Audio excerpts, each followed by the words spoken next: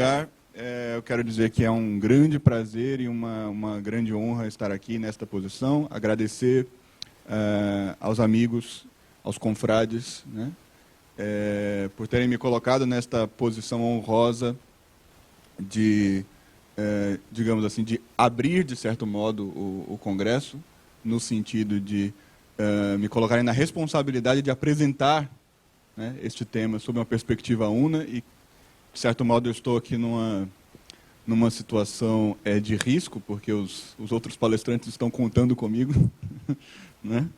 Então, espero realizar aqui, cumprir a minha missão aqui de modo suficiente. Muito bem. O nosso tema aqui é a unidade do trivium, né? Bom, como é que nós poderíamos achar uma unidade entre essas três disciplinas chamadas gramática, retórica e lógica? Vou usar aqui lógica em vez de dialética, né?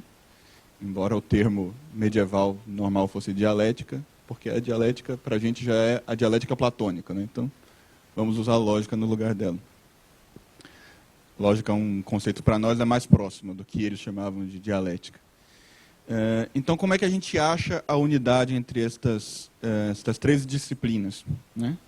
Eu vou fazer aqui vou atacar o problema por alguns lados e, no fim das contas, eu espero que todo mundo consiga entender a essência da coisa, quer dizer, consiga captar, consiga ter uma intuição, uma apreensão clara de qual é o fundamento dessas três disciplinas e, portanto, do que elas têm realmente em comum, de qual é a unidade delas. Então, em primeiro lugar, as definições dessas disciplinas. Partir da definição da disciplina nem sempre é uma boa ideia, porque às vezes a pessoa que definiu não definiu bem, né? Não é porque a definição é daquele jeito ali, porque normalmente as pessoas definiam daquele jeito, que o que elas faziam era de fato aquilo que está expresso na definição. Por exemplo, quando a gente usa a definição comum de retórica, que nós dizemos a retórica é a arte da persuasão, ou a arte de persuadir por palavras. Essa definição aí, já quando a retórica apareceu, quando a retórica começou a se tornar uma disciplina ilustre na Grécia sofística, já Platão escreveu o diálogo Gorgias, em que justamente o seu personagem Sócrates interroga um professor de retórica a respeito da sua disciplina e questiona esta definição mesmo. Quer dizer, ele diz, veja bem, eu acho que você não sabe o que você ensina, né? Então, quer dizer, Gorgias é um mestre, é um especialista no assunto, mas ele não sabe o que faz, né? Então, uma coisa é você ensinar e outra coisa é você saber o que você ensina. São duas coisas diferentes e a ignorância da essência da sua disciplina pode conviver com o ensino dela. Perigosamente. É um convívio perigoso, mas ele existe, né? E é bastante frequente. Então, quando nós dizemos que a retórica é a arte da persuasão, bom, isso daí Platão esta possibilidade Platão já eliminou para a gente na Grécia Antiga. Nós não temos mais o direito de fazer isso, de definir a retórica assim, embora muitas pessoas ainda o façam, né? Mas nós podemos partir dessas definições para, digamos assim, fazer um cálculo a respeito da relação entre essas disciplinas. Um cálculo que será probabilístico e não certo. Então, as definições comuns das três disciplinas são as seguintes. As definições, vamos partir aqui da Idade Média, já que é um momento em que as disciplinas estão estabelecidas, né? A gramática será normalmente definida como uma arte de falar ou escrever corretamente. Ars recte loquendi ou ars recte scribendi, né? Loquendi e scribendi aí são correlatos, dá no mesmo, né? Para os nossos fins, pelo menos. A retórica será normalmente definida a partir da definição de Marco Fábio Quintiliano como a ars bene dicendi, a arte de discursar bem, né? Existe uma enorme diferença entre isto e a arte de persuadir, né? Enorme diferença. A definição do Quintiliano é uma tentativa de consertar essa definição tradicional, né? E, por fim, nós temos a lógica, ou dialética, que é definida normalmente como ars recte ou bene disserendi, né? A arte de expor, ou a arte de dissertar corretamente. Então, Se vocês pegarem só os verbos que estão nessas definições, que indicam o ato correspondente à arte, né? Falar ou escrever, né? Discursar e expor. São 3 verbos que implicam um ato linguístico, né? Então, desde logo, nós percebemos que as 3 disciplinas do Trivium parecem ter alguma coisa em comum, que é o fato de todas elas girarem em torno de um ato de linguagem, né? Então, por exemplo, quando um sujeito começa a falar de uma disciplina do Trivium, como é o caso da gramática ou da retórica, normalmente dessas 2 primeiras, né? E ele diz que a retórica é a arte da expressão, ou que a gramática é a arte de escrever, né? Nós percebemos que existe uma ambiguidade aí. Espera aí, a retórica também não é a arte de escrever? Como é que a gramática é a arte de escrever? E a gramática também não é a arte da expressão? Escrever não é se expressar? Então, qual é a diferença exatamente entre essas disciplinas, né? Todas elas partem desta mesma raiz, que é o ato de linguagem, o ato de comunicação simbólica, né?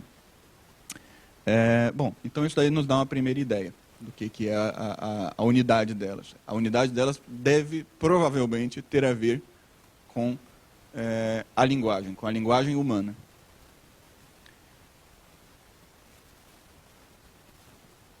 E a linguagem humana é um baita de um problema, né? Quer dizer, então nós queremos saber qual é a unidade do Trivium. Logo, vamos tentar descobrir o que é a linguagem humana, assim nós saberemos qual é a unidade do Trivium. Bom, aí você entrou num outro buraco, né? Daí você entrou numa disciplina que, digamos assim, hoje em dia existe até uma disciplina chamada filosofia da linguagem, né? Que é apenas um conjunto de pessoas enlouquecendo, tentando entender o que é linguagem. Basicamente é isso, né? Então você está entrando num labirinto minoico. Melhor tomar cuidado porque pode ter um minotauro esperando por você, né? Melhor você ter aí o seu fio de Ariadne para se salvar. Né? Então, qual é o problema fundamental da linguagem, falando de modo geral? É que a linguagem, ela parece ser aquilo que primariamente distingue o homem de todos os outros seres vivos, né? Quer dizer, qual é a distinção que o homem faz, em primeiro lugar, entre ele e um cão? É que o homem tem um tipo de linguagem que o cão não tem. E, evidentemente, nós posteriormente dizemos, não, espera um momento, nós somos racionais, o cão não. E como é exatamente que nós sabemos que nós somos racionais e o cão não? É exatamente por um modo de nos expressar, um modo de nos comunicar e um modo de compreender as coisas que é diferente do modo canino, né? Então, quer dizer, de algum modo, a inteligência, a racionalidade humana, ela é carregada pela linguagem, ela é portada pela linguagem. E ela se identifica até um certo ponto com a linguagem, né? Será que é possível provar que a linguagem humana poderia ser a linguagem humana independentemente da existência de um intelecto racional? Né? Isso daí seria uma prova bastante inesperada, né? Digamos assim. Parece que a articulação da linguagem humana é racional, né? E ela é o que carrega a racionalidade normalmente para o homem. Então, daí, evidentemente, a ambiguidade do termo grego logos, que significa ao mesmo tempo a fala e o pensamento, a fala e a razão, né? No seu sentido mais alto, né? Então, quer dizer, a linguagem é muito mais do que parece à primeira vez. Se nós pensamos que linguagem é sujeito e predicado, que linguagem é substantivo, adjetivo, advérbio, né? É lógico que nós estamos falando apenas de uma superfície da linguagem.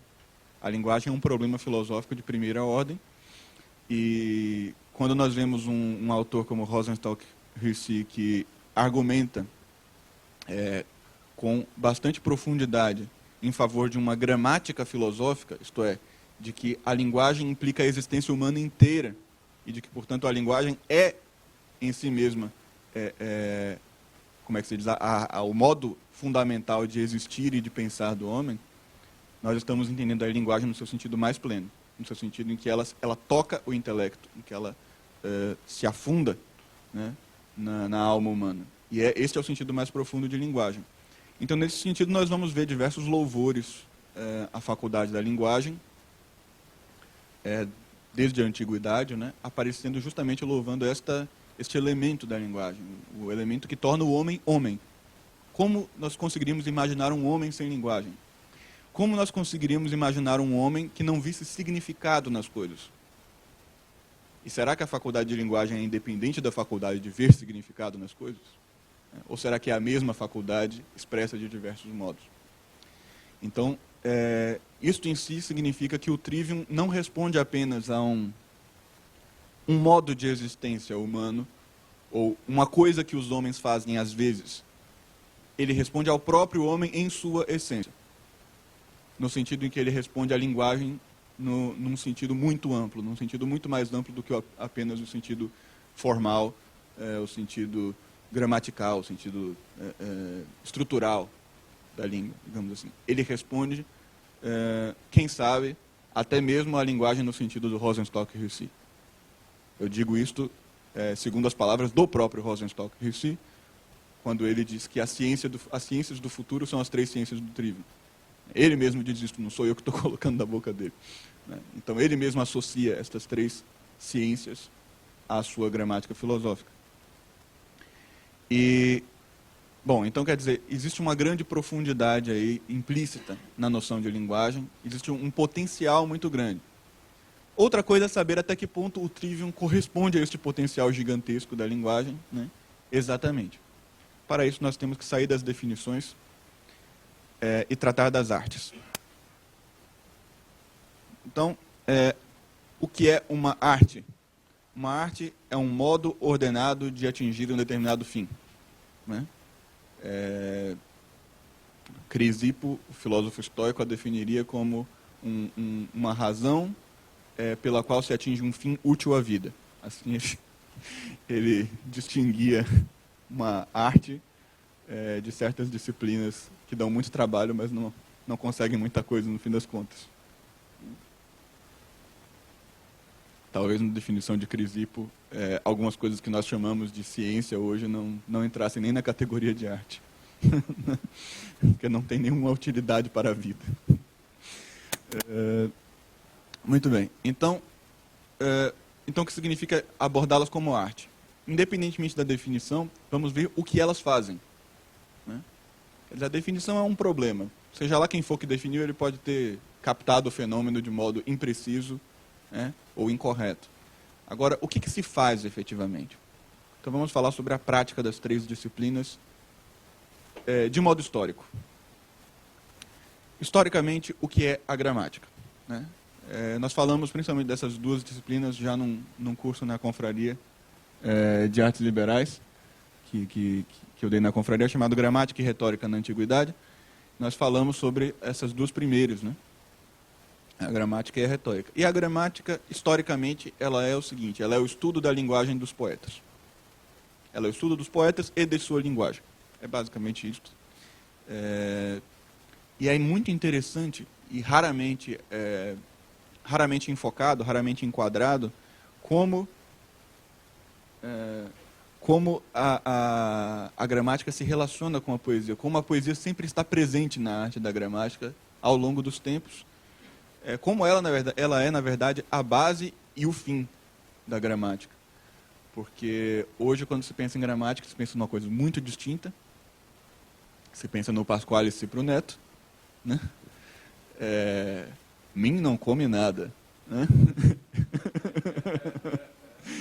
A gente pensa num sujeito assim, meio ranzinza, falando assim, alma minha gentil que te partiste. Não, temos um cacófato ali, né? Alma minha, né? Temos um cacófato, né?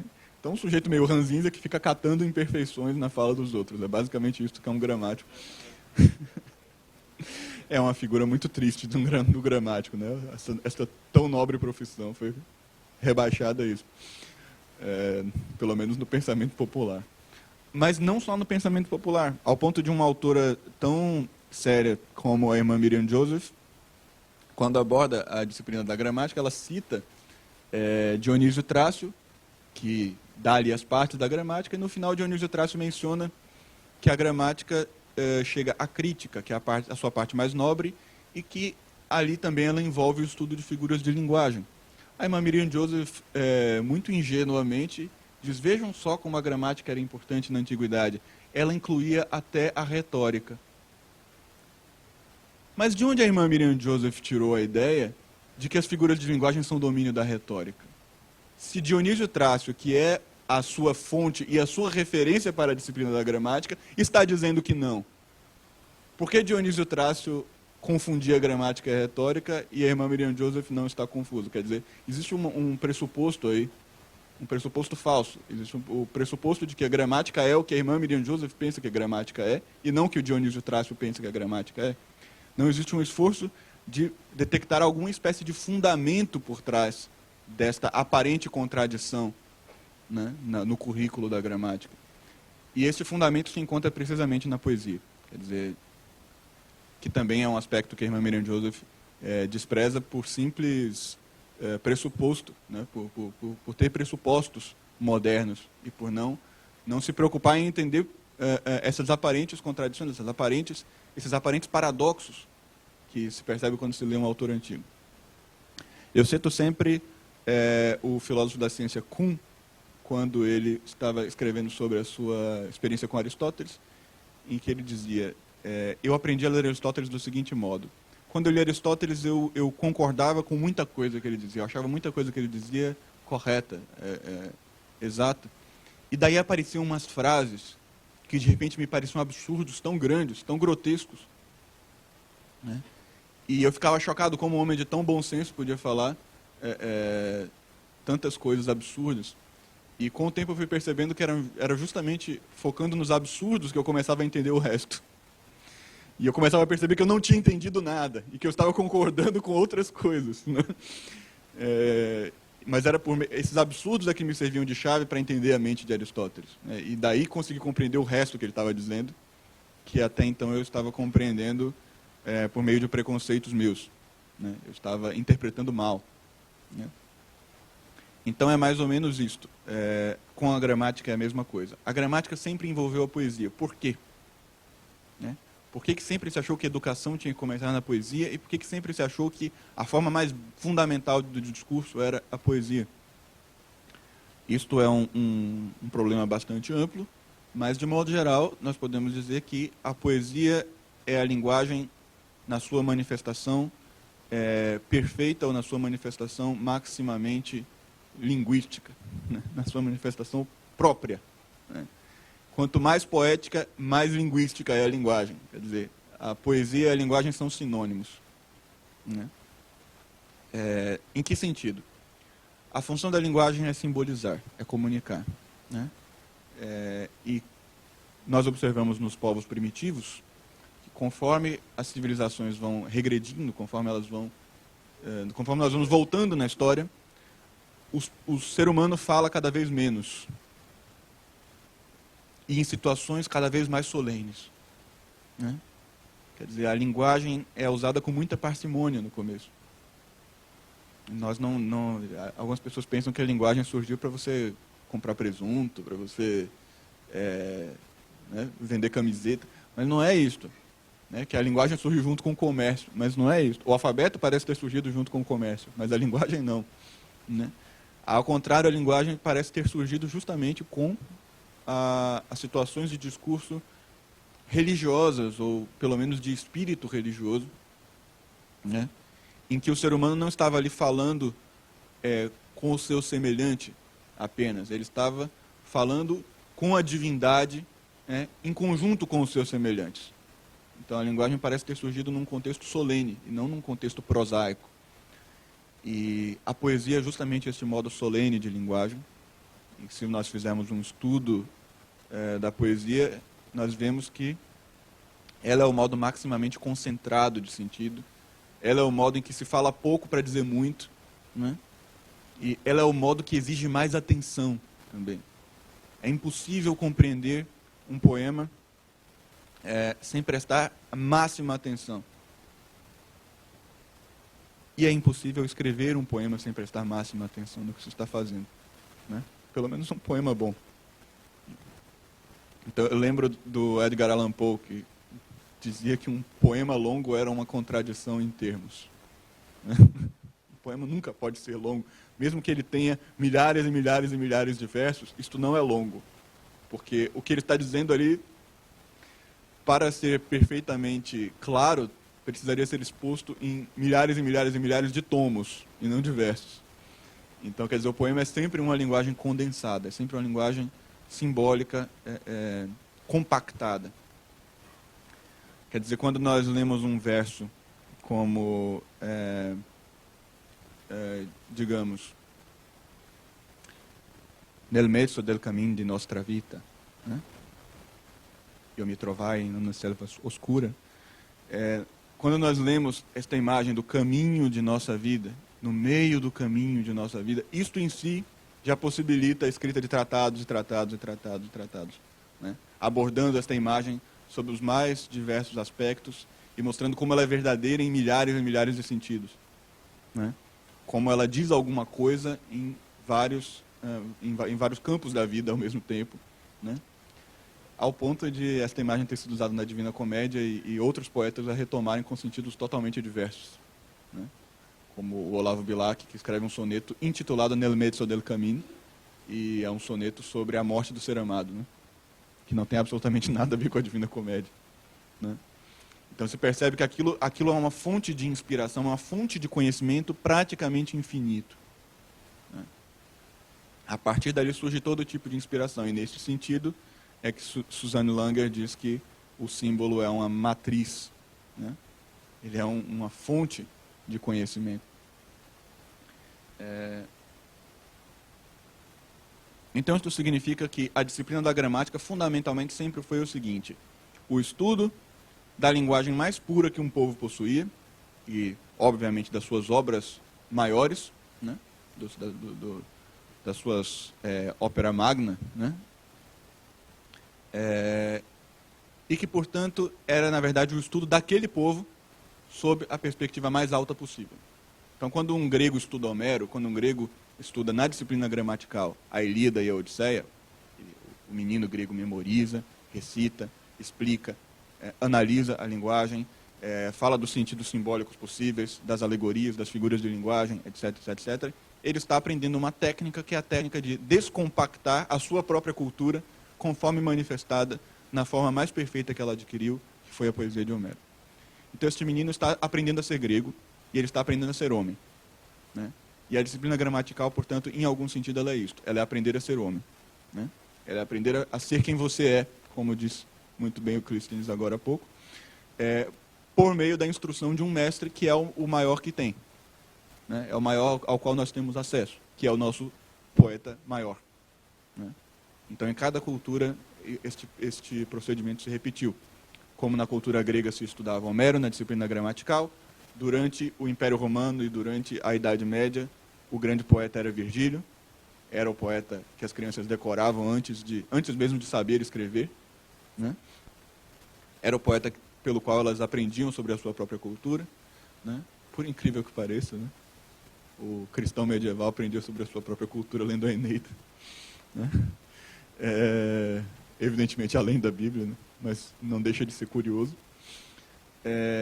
E por fim, depois do século XVI, a nossa tradição portuguesa, a nossa tradição lusa, e que passou para o Brasil e que sobreviveu até um século atrás, era de sempre, sempre, sempre estudar Camões, né? Esta era a tradição. Uma criança de 10 anos já tinha suas estrofes dos Lusíadas decoradas, ela já sabia analisar os versos dos Lusíadas, e assim é que a coisa sempre procedeu. Então, isso mostra muito claramente que existe um modo maximamente compacto, maximamente expressivo de comunicar os valores de uma determinada cultura. Este modo é a poesia, ou os valores humanos universais, este modo é a poesia. E é aí que a educação começa, e não parece ser à toa. Então, basicamente, a gente pode dizer isso. A gramática é o estudo de como interpretar a poesia, né? E, portanto, é o estudo de como descompactar a sabedoria, né? Alguns autores, como o Marshall McLuhan, que escreveu o Trivium Clássico, reconhecem, né? Percebem que durante a Idade Média nós tivemos uma civilização eminentemente gramatical, diferentemente do que alguns pensam que foi uma civilização lógica, não foi. Ela passou a ser uma civilização lógica no século XIII, que daí é o final da Idade Média, né? Mas ela foi uma civilização eminentemente gramatical, no sentido de que não apenas ela dava uma ênfase muito grande para a disciplina gramática em comparação às outras, mas também que ela via o próprio mundo como um poema que devia ser interpretado. E esta inspiração medieval não é aleatória, ela não é arbitrária. Existe algo de bastante verdadeiro nisso. Quer dizer, aprender a decifrar um poema é, de certo modo, aprender a decifrar a vida, né? É pelo menos uma introdução ao deciframento da vida. E existe uma ideia aí que eu acho que precisa ser colocada como fundamento para entender a função da gramática, que é a seguinte: como pode um sujeito compreender a própria vida e a existência humana com toda a sua variedade e com toda a sua profundidade, se ele não consegue nem mesmo interpretar, nem mesmo decifrar um texto escrito por um outro homem, que é um ser limitado, com intenções limitadas, com conhecimento limitado? Se você não consegue entender Camões, como é que você vai entender a vida? Isso é impossível, isso é uma loucura. É evidentemente uma ideia de Jerico, né? É uma ideia que só pode ocorrer àquele sujeito que sofre da síndrome de Dunning-Kruger e nem sequer sabe que não está entendendo nada, né?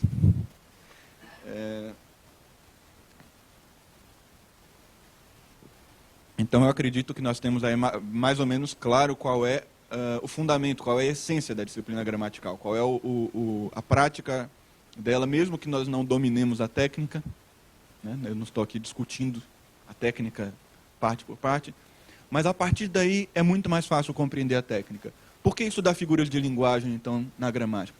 Evidentemente porque é preciso descompactar, decodificar o que está expresso. E a figura de linguagem é um meio de expressão, né? E, portanto, ela não é um meio de persuadir ou de intensificar uma experiência, ela é um meio de comunicar algo que não seria comunicado de outro modo. Então é preciso aprender a decifrá-la. E o próprio pensamento de que a figura de linguagem é um instrumento retórico, é um instrumento de intensificação, de amplificação de um efeito, isso em si denuncia falta completa de domínio da gramática. Quer dizer, exatamente o fato de você não conseguir imaginar que a figura de linguagem tem uma função expressiva, uma função significativa, e que, portanto, ela pode ser usada para comunicar uma ideia particular, uma ideia peculiar, é sinal de que você não sabe descompactá-la. Você não consegue compreender qual é a função primeira dela. E o que ocorre na história é precisamente o oposto. Quer dizer, a gramática cria as figuras de linguagem e, posteriormente, a retórica passa a usá-las para outros fins, né? A retórica depende dos poetas, na verdade, e nos tratados de retórica, os autores mais citados são poetas, né? Então, é muito clara a dependência da disciplina retórica em relação à disciplina da gramática, né? Os tratados de retórica estão recheados de poesia, né? Ao ponto dos retóricos, eu penso, por exemplo, em Macróbio, quando interpreta Virgílio, chamar Virgílio de o maior orador de todos os tempos, que não é elogio de modo algum, né? Ao contrário, ele está puxando Virgílio para a sardinha dele, né? Quer dizer, Virgílio não é o maior orador, é o maior poeta de todos os tempos. Você que está querendo chamá-lo de orador para enobrecer a sua arte, né? Então, a retórica tentando tomar conta da gramática, de certo modo, né? Mas nós sabemos que o processo é o oposto, historicamente é o oposto. É a gramática que cria o fundamento para a retórica. É a gramática que cria o contexto possível para a retórica. Bom, e a retórica, o que ela faz? Mais uma vez, naquele curso da confraria, nós tratamos disso em profundidade, mas basicamente nós podemos dizer que a retórica surge num contexto bastante específico, que é o contexto das discussões civis. Quando se diz civil em latim, se quer dizer alguma coisa parecida com o político grego, né, com o adjetivo político grego, quer dizer, aquilo que diz respeito à organização das cidades, ou aquilo que diz respeito à organização dos seres humanos. A gente poderia traduzir civil para social, mas sem a carga comunista, né? No sentido de ciências sociais. Então, a retórica trata das questões sociais. E o que são questões sociais? Basicamente tudo que interessa à sociedade. Isto é, o direito é uma questão social, é uma ciência social. A sociologia, evidentemente, é uma ciência social. A ciência política é uma ciência social. Né? Todas as ciências que interessam ao homem como parte de uma comunidade são ciências sociais. E a retórica surge neste contexto. Então, quando nós dizemos que a função da retórica é persuadir, o verbo persuadir aí ele tem uma carga implícita, que é a seguinte: quando é que nós persuadimos? Quando é que nós sentimos necessidade de persuadir?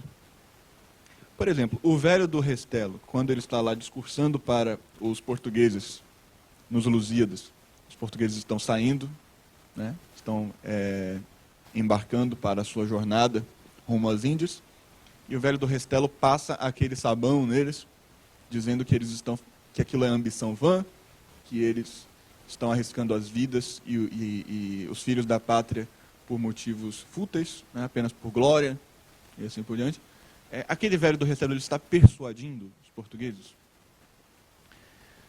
Necessariamente, para que a gente confunda isso com um discurso de Demóstenes ou Cícero, nós precisamos ter algum problema mental. Né? Nós precisamos estar nos enganando. É óbvio que está acontecendo uma outra coisa ali que não é do mesmo gênero que um discurso de Cícero ou de Demóstenes. O velho do Restelo ali está imprecando, está vituperando um símbolo. Aqueles portugueses são símbolos. E o velho do Restelo é um outro símbolo.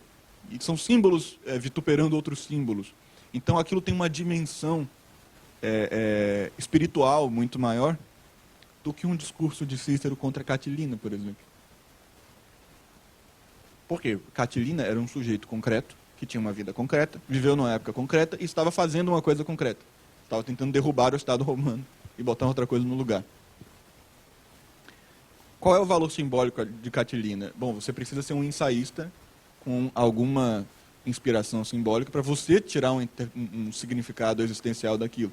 Mas o próprio Cícero, quando faz aquele discurso, não está pensando num significado religioso, espiritual. Está pensando naquela situação concreta.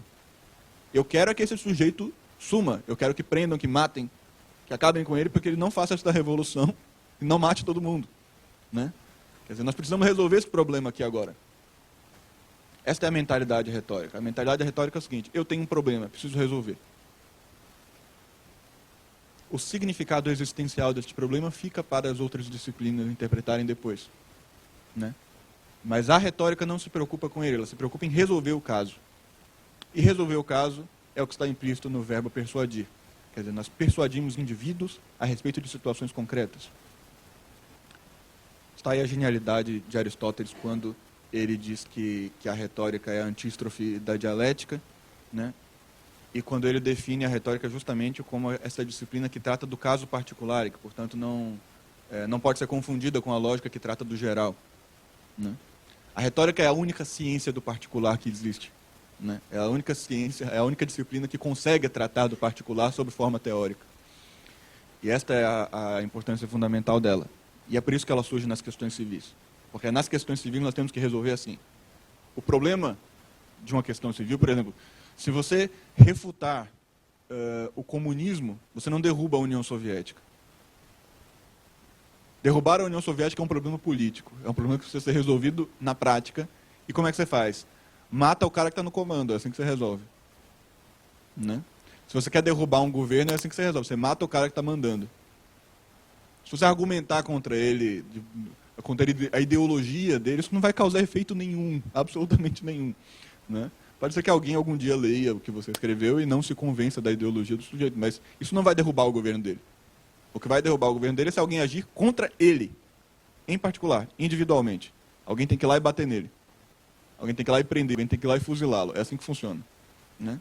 Então os problemas políticos só se resolvem em casos concretos, com pessoas concretas. Essa é a natureza da retórica. Né? E a disciplina retórica sempre foi ensinada assim, para resolver problemas concretos. É assim que funciona. Então é uma disciplina administrativa. É uma disciplina que diz respeito à administração da vida individual, da vida comum, da vida particular,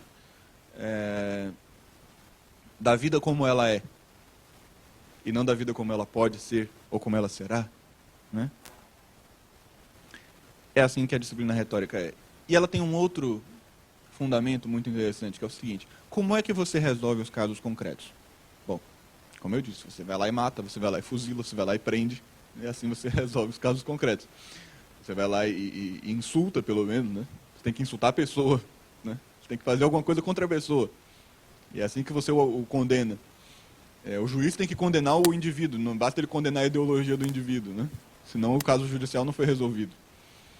Só que, para condenar indivíduos, para resolver problemas concretos, para aprovar leis concretas, leis particulares, que visam as situações particulares, nós precisamos de alguma espécie de fundamentação geral.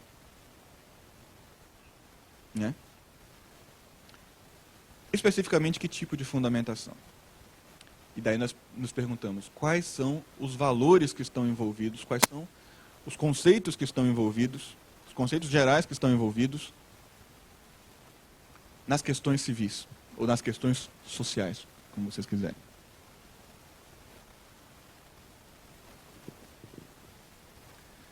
Abra um jornal. Praticamente no jornal vocês só vão ver questões sociais. É só isso que vai aparecer lá. Política, economia, direito, basicamente isso que vai... Criminalidade, né? Basicamente isso que vai aparecer lá. Porque é o que interessa a todo mundo, né? Eu acho engraçado as pessoas que têm dificuldade de entender a utilidade da retórica, que têm dificuldade de valorizar a retórica, porque elas valorizam tanto os objetos da retórica e têm dificuldade de valorizar a arte que trata desses objetos, né? Quer dizer, você basicamente passa a vida toda só lendo sobre essas coisas, só falando sobre essas coisas. No entanto, você não quer aprender como lidar com elas corretamente. Quer dizer, é só síndrome de Dunning-Kruger mesmo, né? De fato, você tem a ilusão de que você entende essas coisas e despreza a única disciplina que poderia te ensinar a lidar com elas. E o que está envolvido nisso daí tudo? Platão já resolveu o problema para a gente. Está lá no Gorgias, quando ele diz, olha, o seguinte: a retórica depende do quê? Do justo e do injusto, do útil e do prejudicial, do certo e do errado. Né? A retórica trata destes temas, ela precisa destes temas. Né? Isso é o assunto dela. Só que ela aborda este assunto do ponto de vista particular. O Renan é bom ou é mau? O que ele fez foi justo ou injusto? É disso que a retórica trata, e não do o que é a justiça. O que é... É engraçado, né? Se a gente chegar para um brasileiro médio e falar assim, o que é a justiça? O cara vai rir da nossa cara, né? Vai falar, mas você... Em que mundo você vive, cara? O que você está falando disso, né? Quer dizer, isso não tem nada a ver comigo. Agora, se eu falar assim, olha, o que você fez ali foi errado, daí aquilo já passa a ganhar um significado pessoal para ele. Quer dizer, é problema de relacionar o geral com o particular. Não consegue relacionar o geral com o particular. Isso é uma deficiência mental daquelas listadas pelo Dr. Feuerstein. Né? A incapacidade de ligar o geral com o particular. Então, quer dizer, ele tem interesse no assunto, sim. Ele tem interesse no assunto o que é justiça. Mas só sob a perspectiva particular. Só quando o afeta diretamente. E é lógico que ele, portanto, ele nunca aprende a lidar com ela no aspecto particular, porque ele nunca se interessa em resolvê-la também no aspecto científico, digamos assim, no aspecto geral. Então quer dizer que a retórica precisa desse conhecimento de algum modo. Mas o tipo de conhecimento que ela produz ao tratar dos casos particulares não é de mesma natureza que o tipo de conhecimento que, por exemplo, Platão produz na República, ao tratar da justiça como um conceito puro. Né? E qual é a diferença exatamente entre esses tipos de conhecimento da justiça? O tipo retórico e o tipo, vamos chamar assim, dialético ou filosófico. A retórica ensina por meio de indução. Ela ensina por meio de cases. Os cases voltaram à moda, né? Os cases são propriamente retóricos. Né? O pessoal redescobre a roda, né? É sempre assim, o pessoal, nossa, eu descobri, agora ensinar por cases, isso é que funciona. Eu digo, olha só, né? Cara, lá 2000 anos atrás estava falando isso e você nem aí, né? Mas é exatamente esse o ponto, são os cases. Então, quem entender isso não vai achar nada estranho, por exemplo, que nas escolas catedrais, né, lá no comecinho da Idade Média, quando começaram a se formar aquelas escolas, as famosas escolas de Chartres, de São Vítor, né, ou as alemãs de Worms, né, as famosas escolas medievais que depois dariam origem às universidades, Leipzig, né, não vai achar estranho que nessas escolas catedrais o ensino fosse basicamente retórico. Basicamente gramática e retórica. Basicamente era esse o ensino, né? Quem quiser ver os testemunhos disso, leia lá The Envy of Angels, do Stephen Jäger, que ele mostra lá os testemunhos, né? Que tinha muito pouco de religião, na verdade, nessas escolas catedrais, né?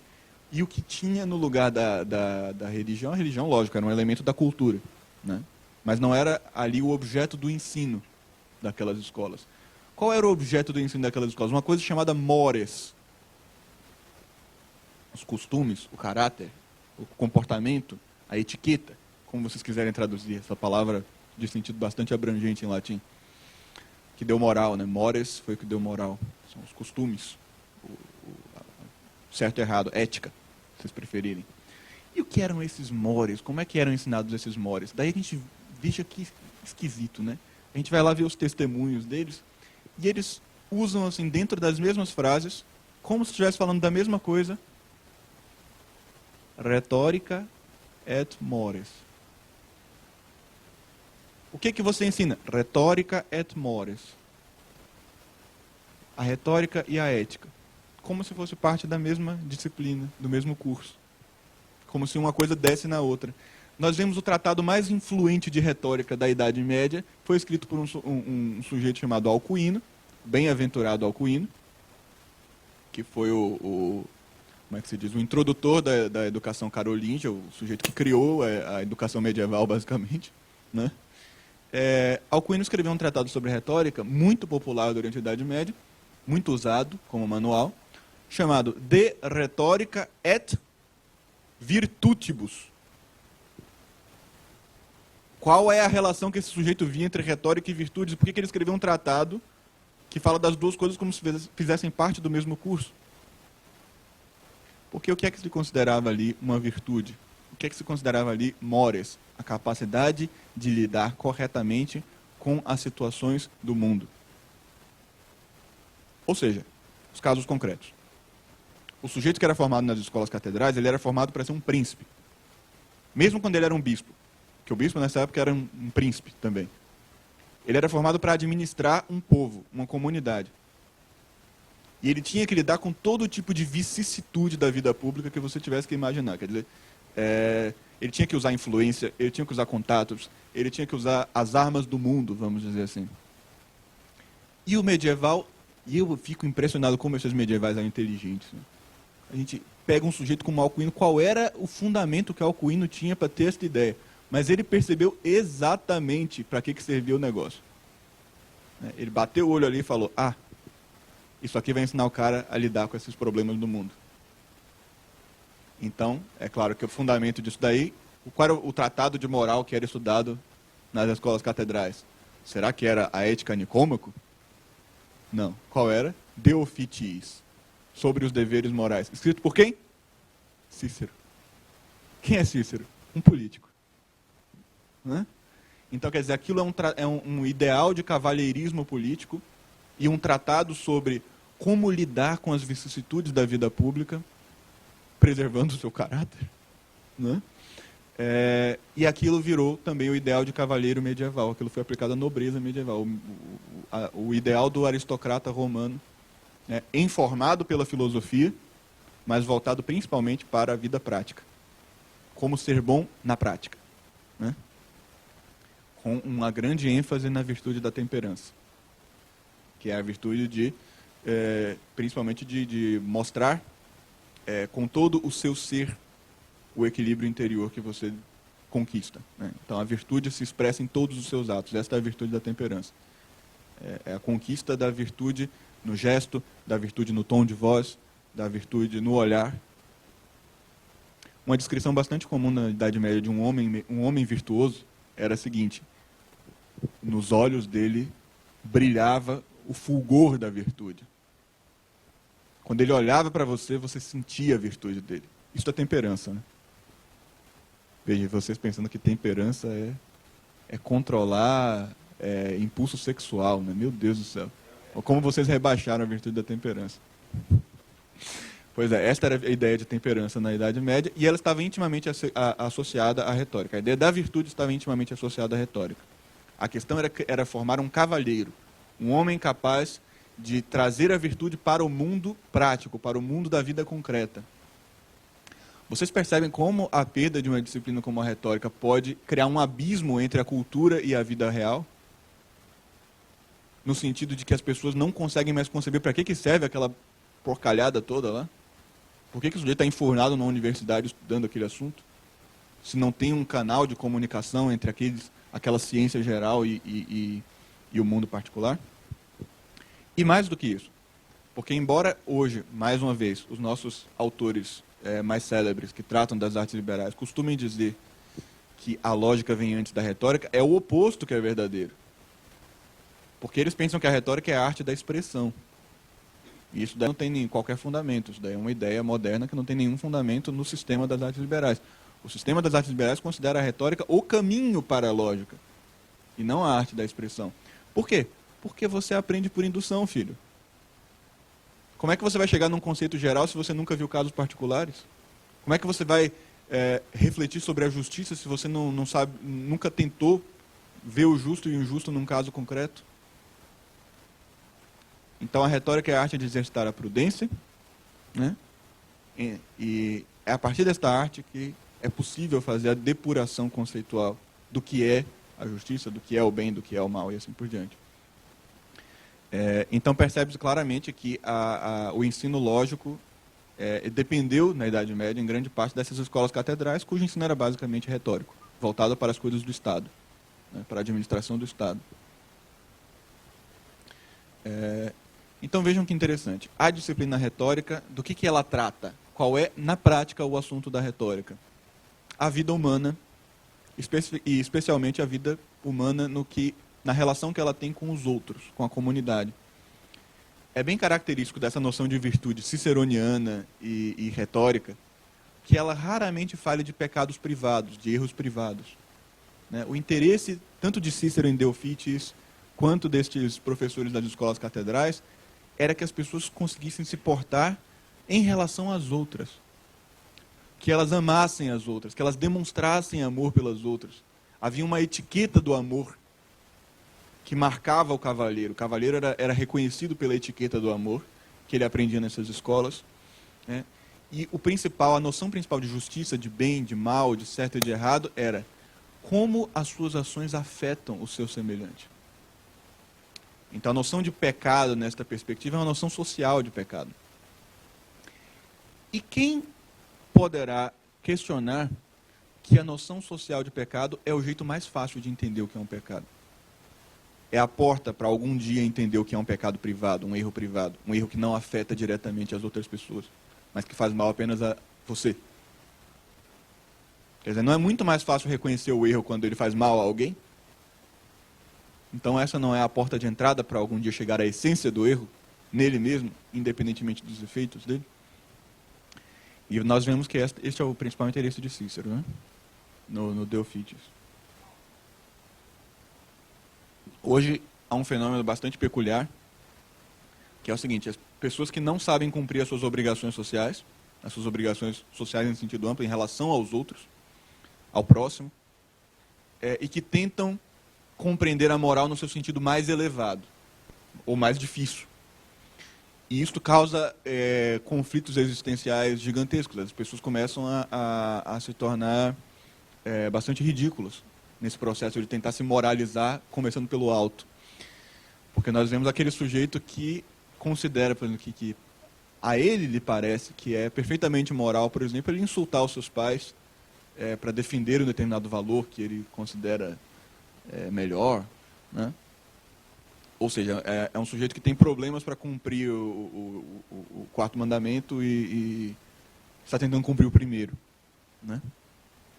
Nós sabemos, a prática moral revela muito claramente que começa-se pelo mínimo, né? Começa-se pelo pequeno. Começa pelo que é mais fácil e pelo que é mais simples.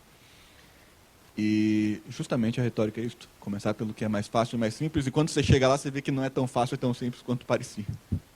Né? Esse é o dilema. O sujeito precisa estudar durante anos só para aprender a lidar com essas coisas. Né? Daí você tem que escrever aquele calhamaço lá do Deofites para explicar para as pessoas como é que você cumpre suas obrigações morais. Né? Veja, qual é a obrigação que você tem com seus amigos, qual é a obrigação que você tem com seus pais, qual é a obrigação que você tem com seu cachorro, né? Qual a obrigação que você tem com o Estado. Né? Tudo isso precisa ser estudado, precisa ser definido, precisa ser compreendido. Temos aí o estudo da retórica. E, evidentemente, na sua parte expressiva, o que a retórica ensina? A participar da vida social. Quer dizer, o que é o discurso? O discurso, vejam que interessante. A gente estava falando da amplitude do conceito de linguagem, de como a linguagem é muito mais do que parece à primeira vista. E as virtudes, então, são uma espécie de linguagem. Percebem? A retórica carrega uma certa noção de virtude consigo. E a gramática carrega uma certa noção de virtude consigo também. Por exemplo, a gramática é a fonte dos exemplos morais. Então, o sujeito estuda lá o poema épico para ver os heróis e ter uma primeira impressão do que são as virtudes, do que é a excelência do homem. Ele imita aqueles heróis depois. Esta sempre foi a ideia. Você estuda poesia épica porque lá tem herói, tem virtude, daí aquilo vai ficar impresso na imaginação da criança e ela vai sempre se lembrar desses exemplos. Né? Então a gramática tem virtude também. E por que a retórica é que parece estar mais ligada com essa noção de virtude? Porque a virtude social é a mais chamativa. A virtude pública é a mais chamativa. Ela é o tipo de virtude que chama mais atenção por si mesma e que é mais associada com o nome virtude. Certo? Então nós vemos que até a virtude entra no conceito de linguagem quando tomado nesse sentido mais amplo.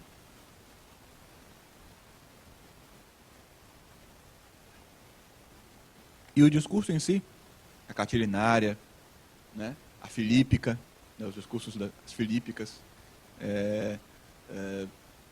os discursos de Rui Barbosa, as orações de Rui Barbosa, né, todos esses discursos, na verdade, eles são apenas o fim do caminho. A expressão mais apurada, a expressão mais trabalhada, a expressão mais perfeita de um longo processo que começa na própria formatação dos gestos, do tom, do olhar, do trato com o semelhante. Né? É só lá no final que isso daí se manifesta num discurso perfeito e acabado que caracteriza o grande orador, o grande político. Né?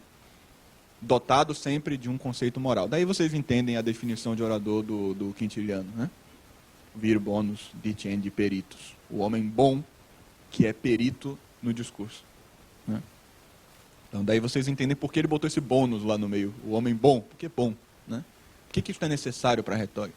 Isso não é necessário só para a retórica não ficar imoral. É porque não existe retórica sem isso. Uma retórica sem isso é uma caricatura de si mesmo.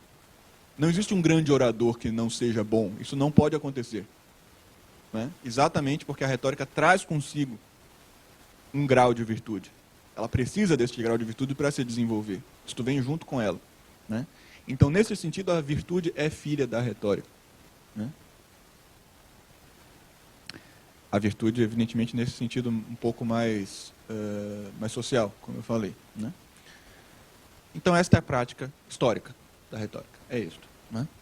A arte da retórica sempre foi ensinada associada com estas noções, e desde lá no Gorgias nós vemos este questionamento. Né? O Sócrates, quando interroga Gorgias, ele diz: Gorgias, mas você não tem que ensinar a pessoa a ser justa também, para que ela aprenda esta arte? E o Gorgias confessa: tenho mesmo.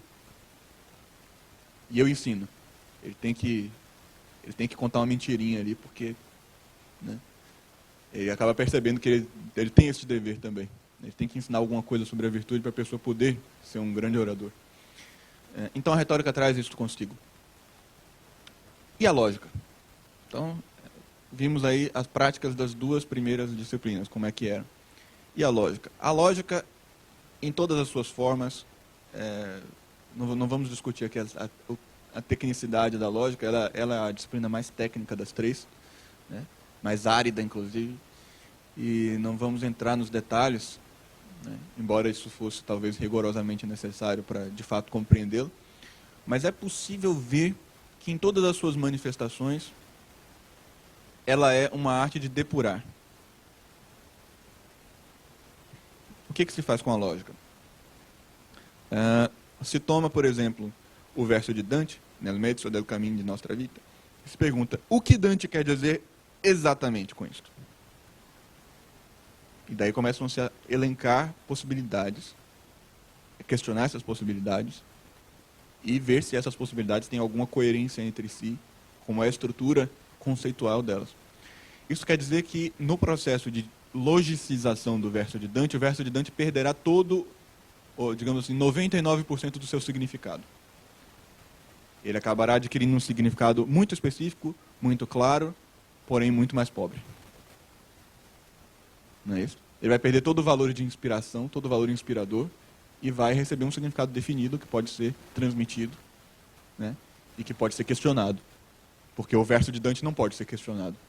Como é que você questiona? Nel mezzo del cammino di nostra vita. Não dá para questionar isso. Isso não é uma afirmação com valor de verdade definido. Mas, logicizando, é possível questioná-lo. É possível questionar sua existência, sua validade, sua coerência e assim por diante.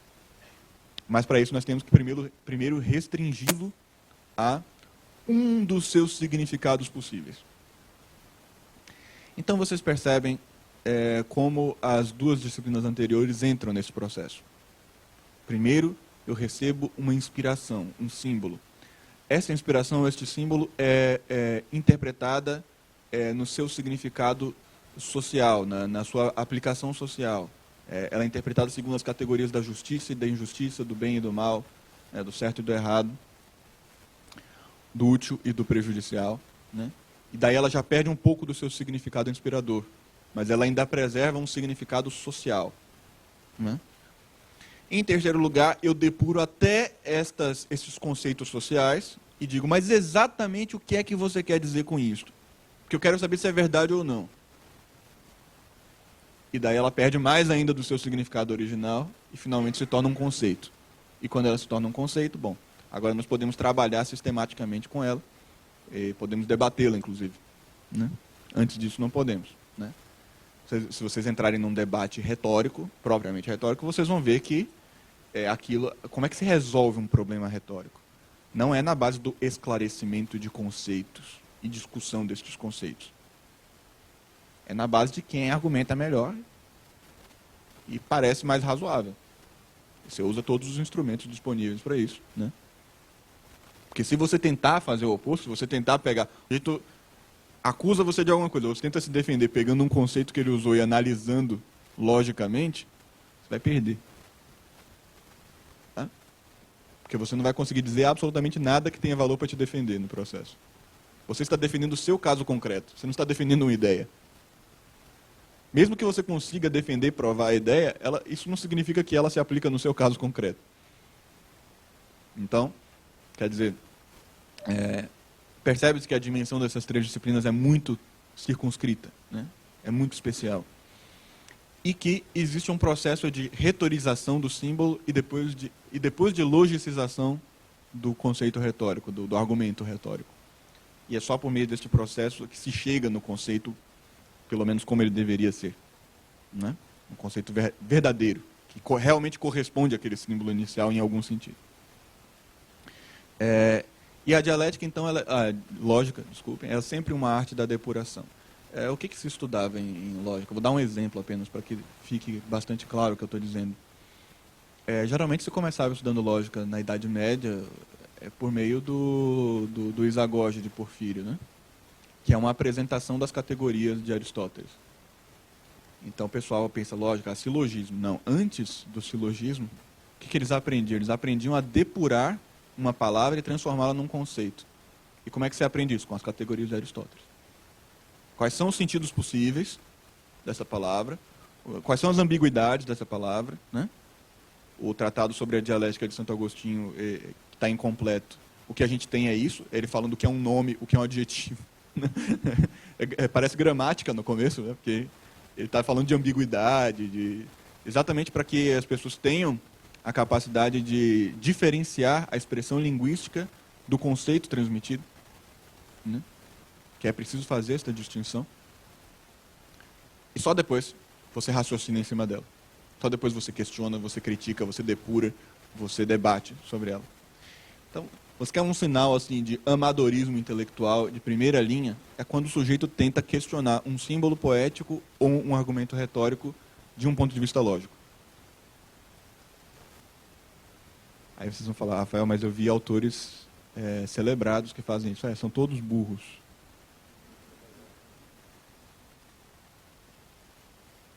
Rafael, eu vi autores que defendem o trivium e fazem isso. Eles não sabem o que é lógica. Eles acham que o estudo da lógica, por exemplo, é o estudo das falácias. Esse negócio de apontar falácia, gente, isso não existe. Isso não existe, gente. Esse negócio de o sujeito ficar aprendendo isso aqui é um argumento ad hominem. Isso daí não existe, não. Isso daí não faz parte dessas disciplinas, né? Isso não tem valor de debate, certo? O sujeito usar um argumento ad hominem, né? O que se chama de falácia hoje em dia, que, né, também é diferente do que se chamava antes, né? Um argumento ad hominem, uma falácia, para mim é uma coisa questionável também. É um ataque, não é uma falácia. É diferente, uma coisa diferente. Uma falácia tem que ter um propósito lógico. Ela é uma enganação. Você finge que está sendo lógico e não está sendo. Isso é uma falácia, né? Você usa um truque argumentativo. Isso é uma falácia. Agora, se o sujeito está fazendo poesia, não tem como ele cometer uma falácia, né? Isso é absurdo. Se o que ele está dizendo não tem valor de verdade, nem se propõe a ter valor de verdade, como é que aquilo é uma falácia? Né?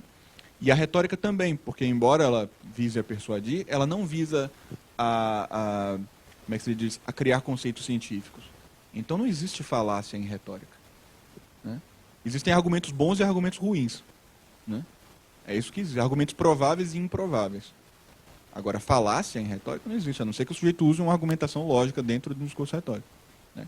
A falácia é uma caricatura da lógica e não uma caricatura da retórica, né? Então, esta ideia mesma, né, de pegar um discurso retórico e tentar interpretá-lo logicamente, ela em si já é um sinal de que o sujeito não entende qual é o lugar do discurso retórico. O discurso retórico tem um lugar e ele não pode ser confundido com o lugar do lógico. Aristóteles entendia isso perfeitamente bem, né? Entendia isso perfeitamente bem, tanto que ele jamais tentou interpretar logicamente um caso concreto, né?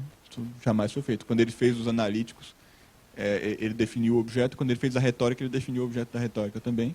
E ele compreende qual é a dimensão de cada coisa ali. Então, enfim, a lógica, portanto, ela é a depuração, né, desses símbolos linguísticos. E quando eu falo símbolos linguísticos, eu não quero dizer só as palavras, eu quero dizer o símbolo em si, a imagem poética, o símbolo poético, por exemplo, né, independentemente das palavras com as quais ele foi usado. A lógica depura este símbolo e transforma esse símbolo num conceito claro, distinto, que pode ser discutido e que pode ser considerado verdadeiro ou falso. Agora sim, neste nível é possível discutir. Ou seja, qualquer tentativa de debate num nível que não seja este é amadorismo intelectual. Se você tenta debater uma ideia, uma ideologia, num nível que não seja este nível de depuração, você não sabe o que você está fazendo. Está tentando interpretar um tipo de discurso numa clave que não é a dele, e obviamente você vai fazer uma confusão dos diabos com isso, né? E esta é a importância de conhecer os lugares das disciplinas, né? Para que você, precisamente, não cometa o erro de julgar um modo de existência com os olhos do outro, né? E para que você consiga aceitar que esses três modos de existência compõem a vida humana e têm o seu lugar na vida humana, e nenhum nenhum pode substituir o outro. Isso não existe, né? Então nós vimos aí a prática das três artes, né? Como elas foram aí aplicadas historicamente. E ao falar das três artes, vocês devem ter percebido que eu falei não apenas da arte em si, ou da técnica, né?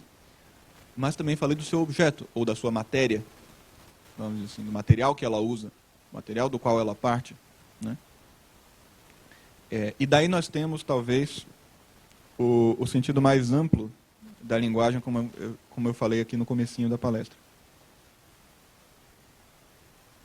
Quer dizer, a virtude, vamos tomar a virtude, a moral, ela aparece nas 3 disciplinas. Ela aparece na gramática como exemplo moral, na retórica ela aparece como o caso concreto que precisa ser julgado, né? E precisa ser determinado, né? E na dialética ela aparece como moral pura, como conceito de moral, né? Na dialética, quer dizer, na lógica, né? Ela aparece como conceito de moral. Vamos discutir o bem. Com os instrumentos da dialética você pode fazer isso, né? A partir do momento que você já depurou o bem, né? Então, vocês percebem como é surreal, como é absurdo, como é cômico um sujeito tentar, por exemplo, interpretar a Suma Teológica sem dominar esses instrumentos? Que confusão dos diabos esse sujeito vai fazer no processo, na medida em que ele pega aqueles conceitos altamente depurados, né, da Suma Teológica, e tenta aplicar a casos particulares sem ter feito o processo inverso primeiro, sem ter passado dos símbolos para os conceitos puros. Quer dizer, o que existe aí neste movimento? Que tipo de movimento é esse que o sujeito faz quando ele faz isso? Quando ele não fez o processo pedagógico para chegar nos conceitos puros, o processo cognitivo, normal, e ao contrário, ele quer partir dos conceitos puros para aplicar nos casos concretos. Ele quer vir de cima para baixo, em vez de baixo para cima, né? O que acontece? Uma inversão da realidade, evidentemente. Cria-se um sistema, esse sistema existe dentro da cabeça do indivíduo, ele não tem coisa alguma a ver com a realidade, o indivíduo não sabe se ele é verdadeiro ou não, mas ele tenta se convencer de que é verdadeiro, e ele quer impor este sistema sobre as coisas como elas são, sem nenhum respeito à sua estrutura normal e formal. Então isso daí é um tipo de gnosticismo, né? É uma atitude gnóstica perante a realidade. É a atitude de alguém que quer impor uma forma que ele concebeu, sabe-se lá como, por que meios, à realidade, e não de alguém que percebeu, digamos assim, aquilo que é mais real, né, o elemento mais real da realidade, o ser, e que agora quer, digamos assim, ordenar todas as coisas em direção ao ser, ou renovar todas as coisas em Cristo, para usar uma expressão bíblica, né? Quer dizer, este sujeito não sabe quem é Cristo, mas ele inventou um Cristo. E ele exige que a realidade se conforme ao Cristo dele. Este Cristo que ele inventou é um Cristo satânico. É um falso Cristo, é um anticristo. É um Cristo gnóstico, é um Cristo formal que só existe na cabeça dele. Então é óbvio que esse sujeito vai errar em todas as coisas que ele fizer na vida. É evidente, né? Quando nós vemos a imagem da escada de Jacó, né, em que os anjos sobem e descem do céu à terra, muitos autores viram nesta escada de Jacó a imagem das artes liberais, né? Você subia um degrau por degrau, depois você chegava lá em cima, depois você voltava.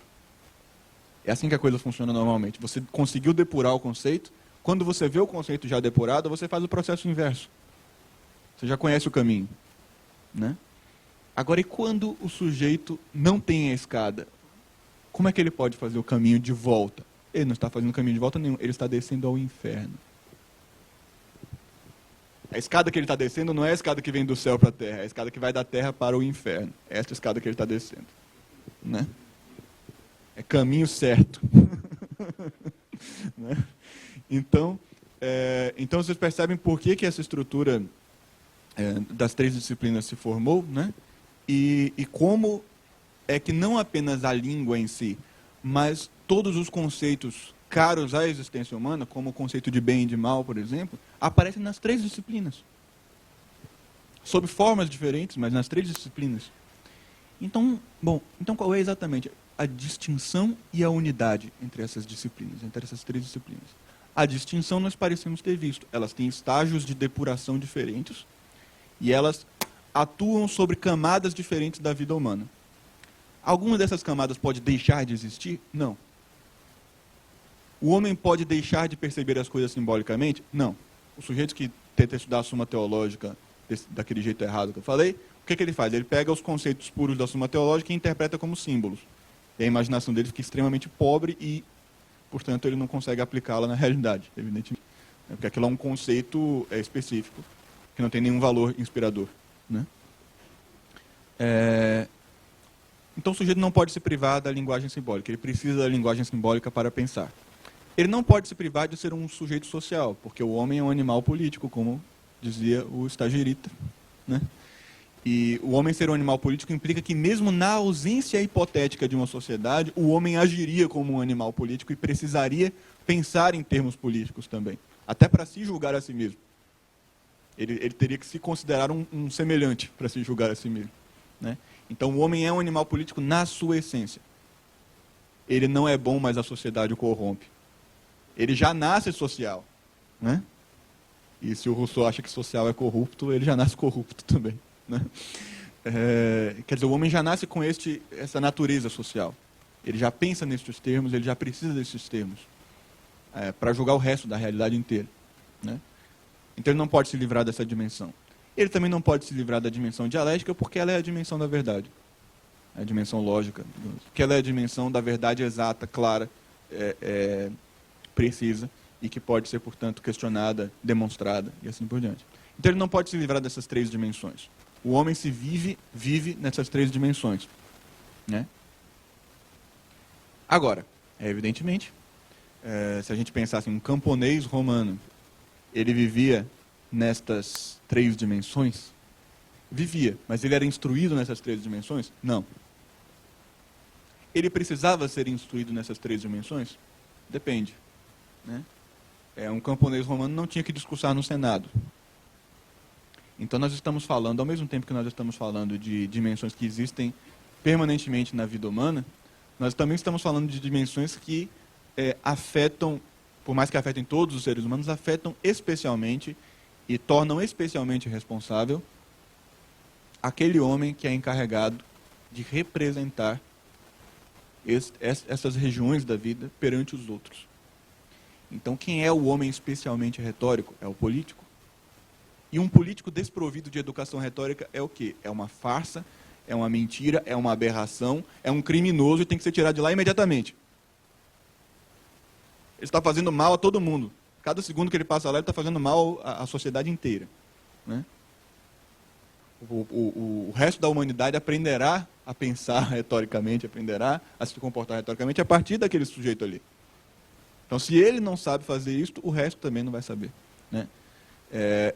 Todo mundo pode e deve aprender a disciplina da dialética ou da lógica? É questionável também. Agora, uma coisa é certa, uma elite intelectual precisa dominá-la.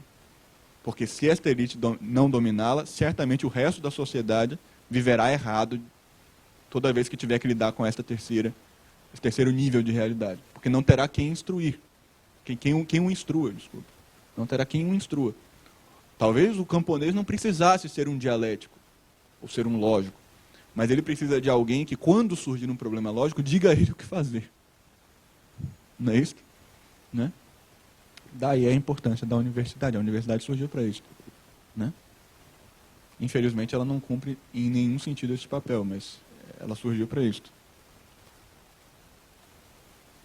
Então, nós temos aqui, ao mesmo tempo, a noção de que essas três dimensões da vida humana são permanentes e de que, na sociedade humana, existem classes de pessoas que representam essas dimensões, e essas classes, se não o restante da humanidade, pelo menos estas classes, pelo menos esta elite, ela tem a responsabilidade e o dever de dominar essas três camadas da realidade.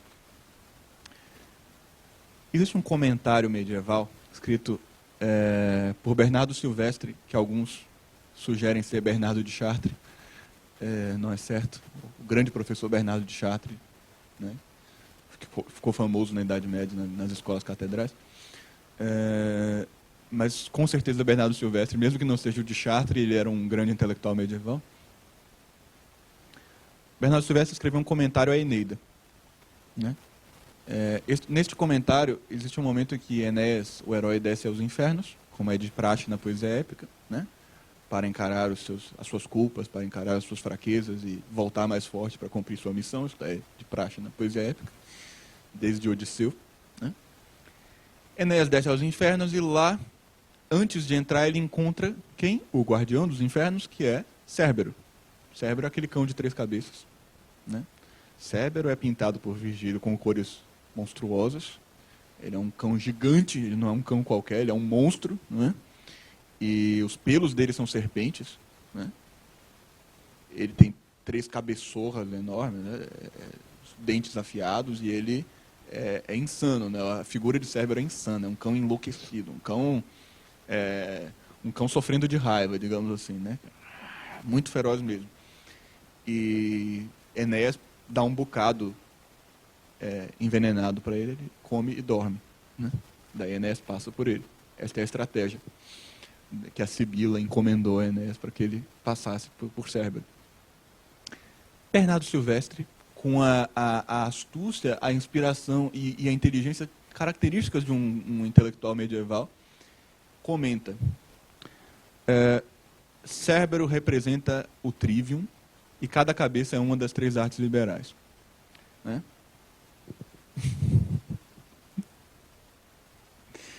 Impressionante, né? Por quê? Né? Ele interpreta distintamente cada elemento, né? A serpente representa a língua, né? É o veneno da língua, a possibilidade de envenenar e de mentir, né? E as 3 cabeças, principalmente, que é o principal símbolo, né? As 3 cabeças representam a fala, evidentemente. Né? É bem enfatizado na figura de Cérbero a boca, né? A boca e os dentes. Está bem enfatizado. Então, cada uma daquelas cabeças representa uma disciplina da linguagem, porque são 3 cabeças e a boca é o central naquelas cabeças. Então, aquilo é a língua, em 3 formas. Né? É claro que Virgílio não sabia que era trivium, né? Mas isso não anula absolutamente nada do valor simbólico da interpretação do Silvestre, e é possível, inclusive, que Virgílio tivesse esta intenção simbólica. Né? Possível e até provável, mesmo sem ele saber o que é trivium, mesmo sem ter uma cultura em torno disso, a intenção simbólica era a mesma, que foi apresentada prosaicamente com o nome de trivium depois. Né? E o que é interessante nisso tudo é o seguinte: pô, ele tem 3 cabeças, tem 3 bocas, tudo bem. Mas ele é um cachorro, né? É um cão. E o que um cão tem a ver com o trivium? E quando o Bernardo Silvestre apresenta o trivium nessa perspectiva, ele não está falando do trivium como arte. Ele está falando da matéria do trivium. Né? E vejam que interessante este conceito que está implícito no comentário do Bernardo Silvestre, né, que digamos assim, a base, a premissa do comentário dele.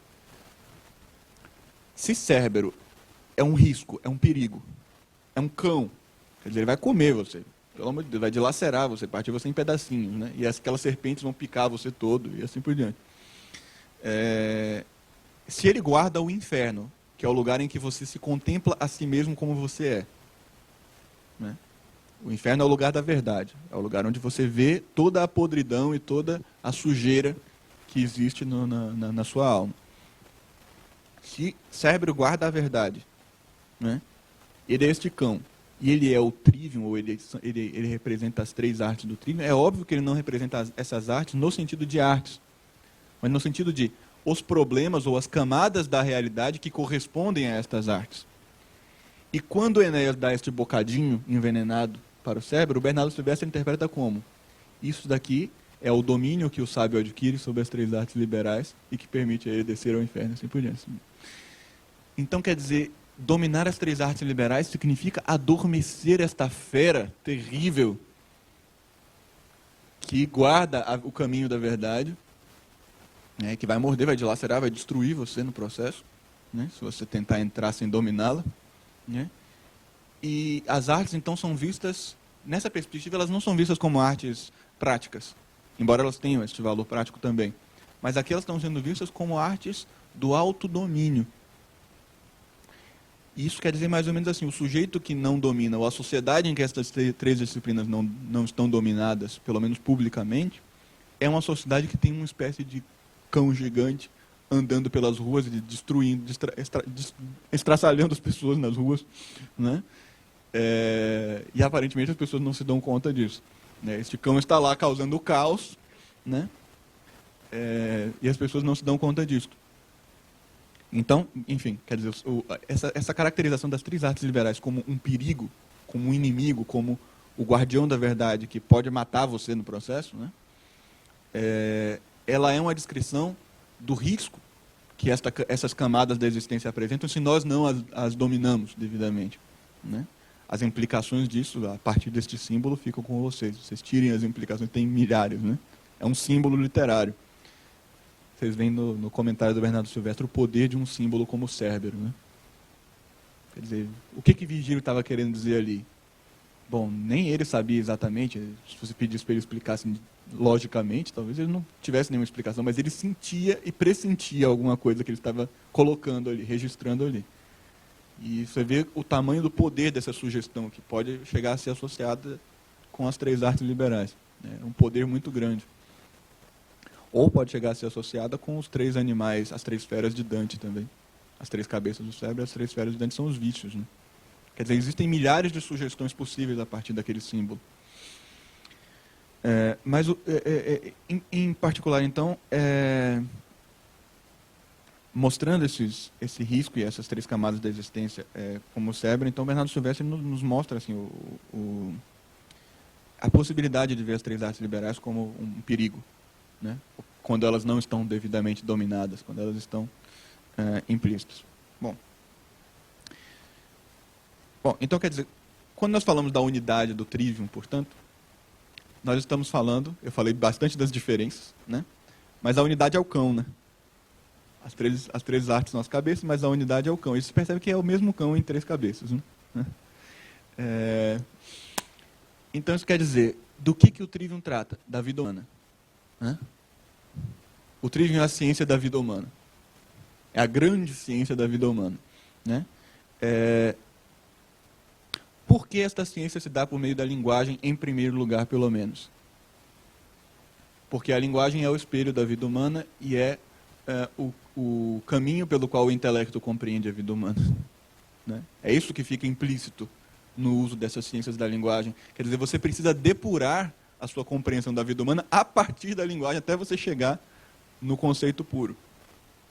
Você não consegue nem trabalhar diretamente com a vida, diretamente com a experiência sem o auxílio da linguagem. Você precisa aprender a simbolizar e aprender a interpretar o símbolo. E, ao mesmo tempo, você não pode também trabalhar com o conceito puro diretamente, porque você não vive no mundo das ideias. Você precisa rastrear as ideias a partir das coisas. Né? E daí vem a instrução nessas artes. Então, a unidade do trivium é a unidade, no fim das contas, é a unidade da experiência humana, traduzida em forma de linguagem a princípio, uma linguagem que vai ficando cada vez mais depurada, cada vez mais apropriada também. Né? E, portanto, não existe rigorosamente nenhuma diferença de essência entre o trivium e a filosofia, conforme definida pelo Olavo de Carvalho, né? A unidade do conhecimento na unidade da consciência. O trivium é precisamente a porta para isso, é o começo disto, e essa definição está presente lá desde a gramática. Ela está presente animando, vivificando e instruindo a disciplina para que ela cumpra o seu fim, para que ela sirva de porta para as demais. Né? Então se percebe que, quando os medievais diziam que o trivium e o quadrivium eram partes da filosofia, eles sabiam o que eles estavam falando. Eles não estavam falando coisa bonita, né? Falando para ficar bonito. Ou são partes da filosofia. Não, de fato, a filosofia parece ser uma escada. Ela é sempre a mesma escada, mas os degraus são diferentes, né? E aquela essência da filosofia transparece em todas as disciplinas. Compreender a unidade dessas disciplinas, ao mesmo tempo que se compreendem as diferenças delas, é, portanto, compreender como elas devem ser estudadas.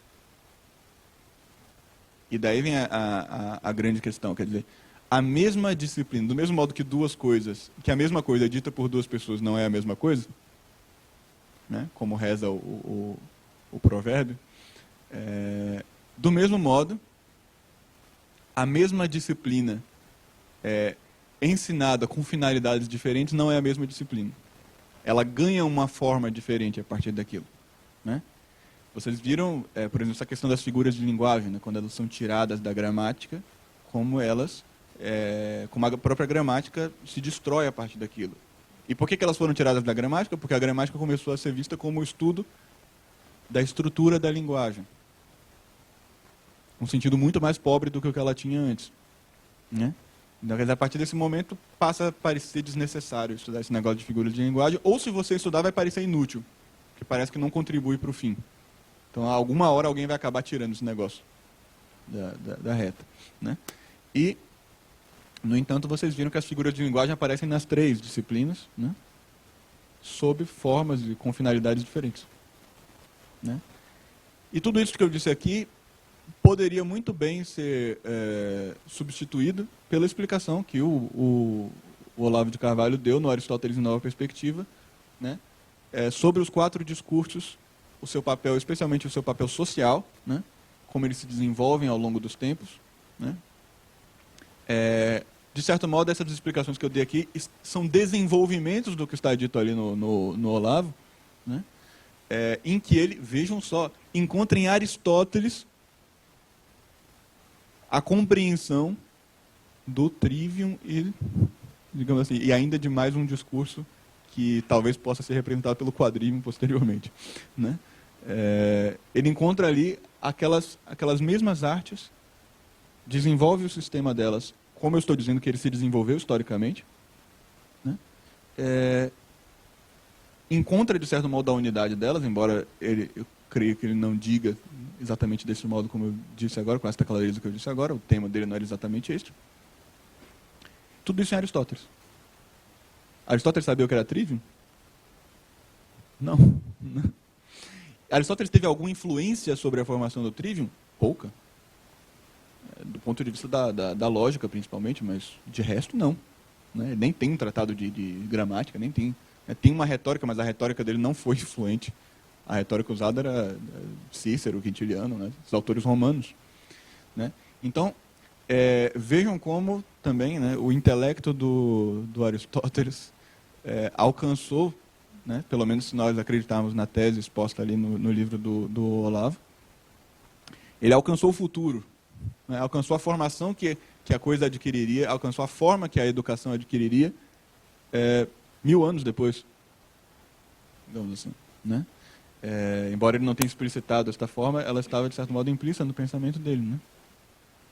E compreender a unidade do trivium, portanto, colocar cada coisa no seu lugar, é conseguir estruturar as disciplinas de modo que elas façam sentido, de modo que elas tenham relação umas com as outras, e é conseguir mirar essas disciplinas no sentido correto, para que elas não degenerem e se tornem caricaturas de si mesmas. Né? Historicamente, isso aconteceu muitas vezes, uma variedade de vezes. Eu não poderia mencionar aqui muitas vezes, mas basta mencionar o escândalo que foi quando a lógica tomou o lugar das outras disciplinas no final da Idade Média. O que isso significou? O fim da escolástica. Né? A escolástica se transformou numa caricatura de si mesma. Por quê? Por isso, basicamente. Porque os escolásticos se tornaram incapazes de interpretar o que os seus antecessores tinham escrito. Eles se tornaram incapazes de refazer o caminho. E o que isto causou? O total descrédito da escolástica ao longo dos tempos. Né? Quer dizer, a partir daquele momento, a partir do momento que começou essa degeneração, começam a aparecer intelectuais leigos que dizem, meu Deus do céu, isso aqui é uma palhaçada. Né? Esses sujeitos só ficam repetindo essas bobagens, analisando os fios de cabelo dos anjos, né? E não dizem absolutamente nada, isso não tem relação nenhuma com a realidade. Só que é só Magister Dixit, né? É só repetição, repetição, repetição.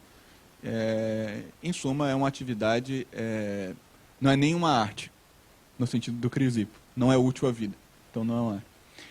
Quintiliano dava um exemplo de mataiotecnia. Mataiotecnia é uma arte estúpida, uma arte inútil. Que é a seguinte, do sujeito, conta-se que este sujeito estava lá num canto, lá em alguma cidade da Grécia, dando petelecos em grãos de bico. E ele fazia esses grãos de bico passarem por uma espécie de agulha, um buraco que servia para fazer tenda, né, para montar tenda, uma agulha enorme assim. Aí esse buraco estava lá do lado, ele dava uns petelecos no grão de bico, o grão de bico entrava pelo buraco da agulha. E daí Alexandre o Grande chegou e viu isso. E o sujeito fazia isso de uma distância considerável, né? Alexandre ficou admirado. voltou-se para um dos seus generais e disse, dê um prêmio a este sujeito. Mas que prêmio eu darei, Alexandre? Faça o seguinte, dê uma cesta de grãos de bico para ele. É um prêmio adequado para a utilidade da arte.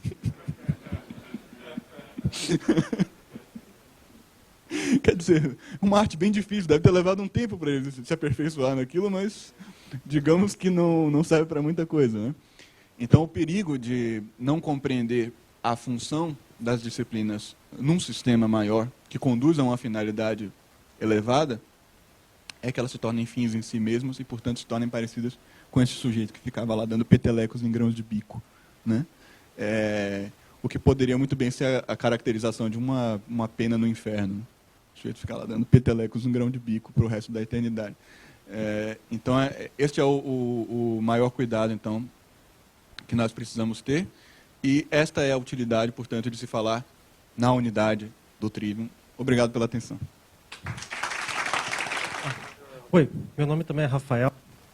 Obrigado pela oportunidade de fazer a pergunta. Começando pelo começo, então,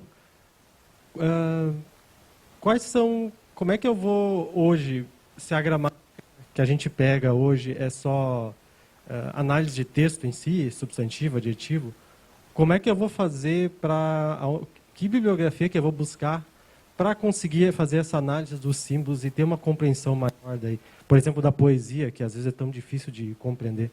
Então, essa seria a minha pergunta. Obrigado. Obrigado pela pergunta, Rafael. Esse nome é bonito. Como é que você vai fazer? Bom, primeiro eu não quero dizer que não haja críticos literários capacitados para fazer isto. Eles são raros, mas existem. Eu leio com muito prazer um sujeito como o F.R. Leavis, por exemplo, que é um crítico literário que tem domínio de todas as dimensões simbólicas da poesia, né? Existem outros grandes críticos literários que também vão nesse sentido, mas geralmente as obras deles são extremamente complicadas de se ler. Geralmente não é coisa para iniciante, né? Geralmente é coisa que exige um preparo técnico muito grande. Eles estão escrevendo já do ponto de vista universitário, geralmente, para estudantes universitários de letras, né? Isto é uma complicação gigantesca, né? A gente precisa parar de falar com os estudantes universitários. Chega, não quero mais saber de estudante universitário. Eu quero falar com todo mundo, né? Quem quiser, né? Isto é um problema porque dificulta o acesso às obras deles, embora sejam obras magníficas, né? Leavis, L-E-A-V-I-S, e as iniciais são F e R. F.R. Leavis. Hã?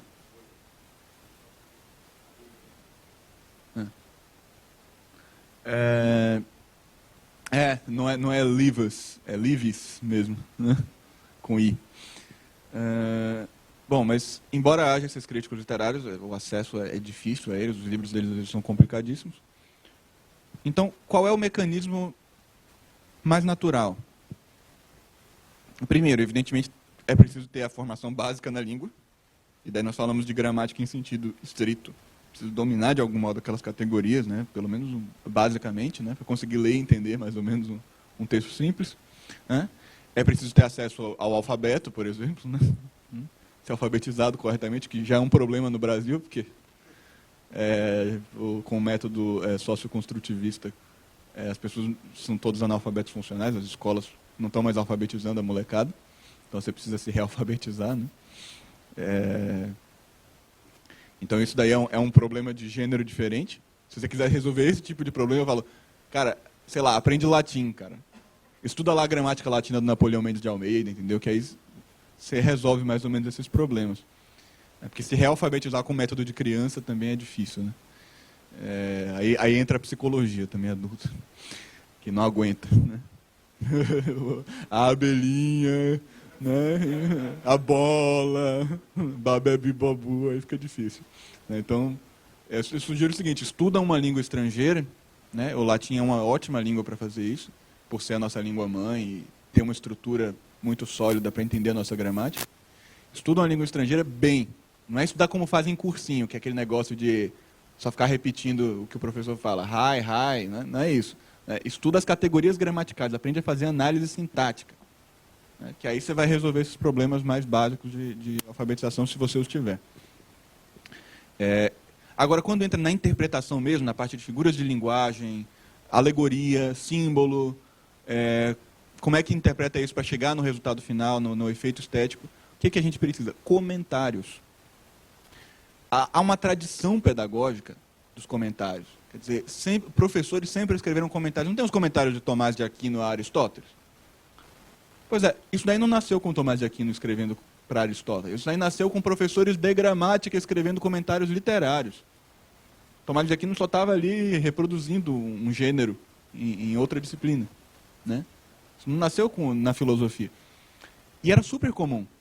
Existem muitos comentários a Virgílio, comentários a Terêncio, né, o comediógrafo romano. Isso era usado na educação das crianças.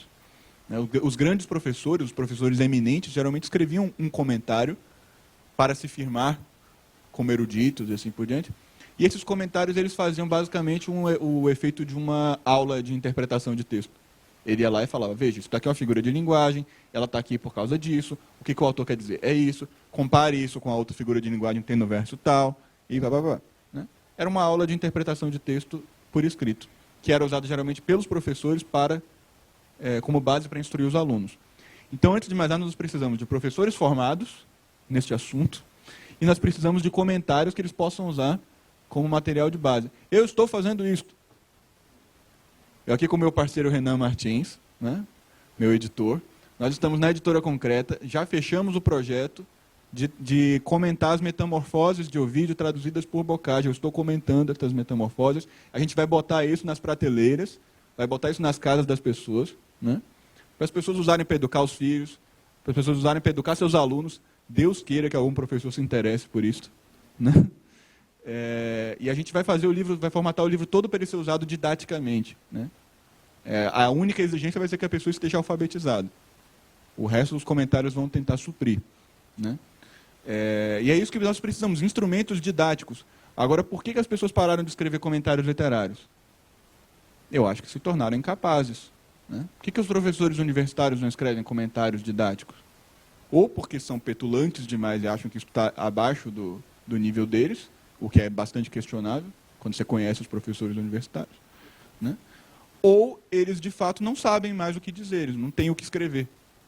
Quer dizer, eles mesmos não sabem interpretar o texto, nem imaginam que seja possível fazer alguma interpretação ali, então eles não escrevem esses comentários. Eles publicam, por exemplo, os autores clássicos, sem nenhum comentário.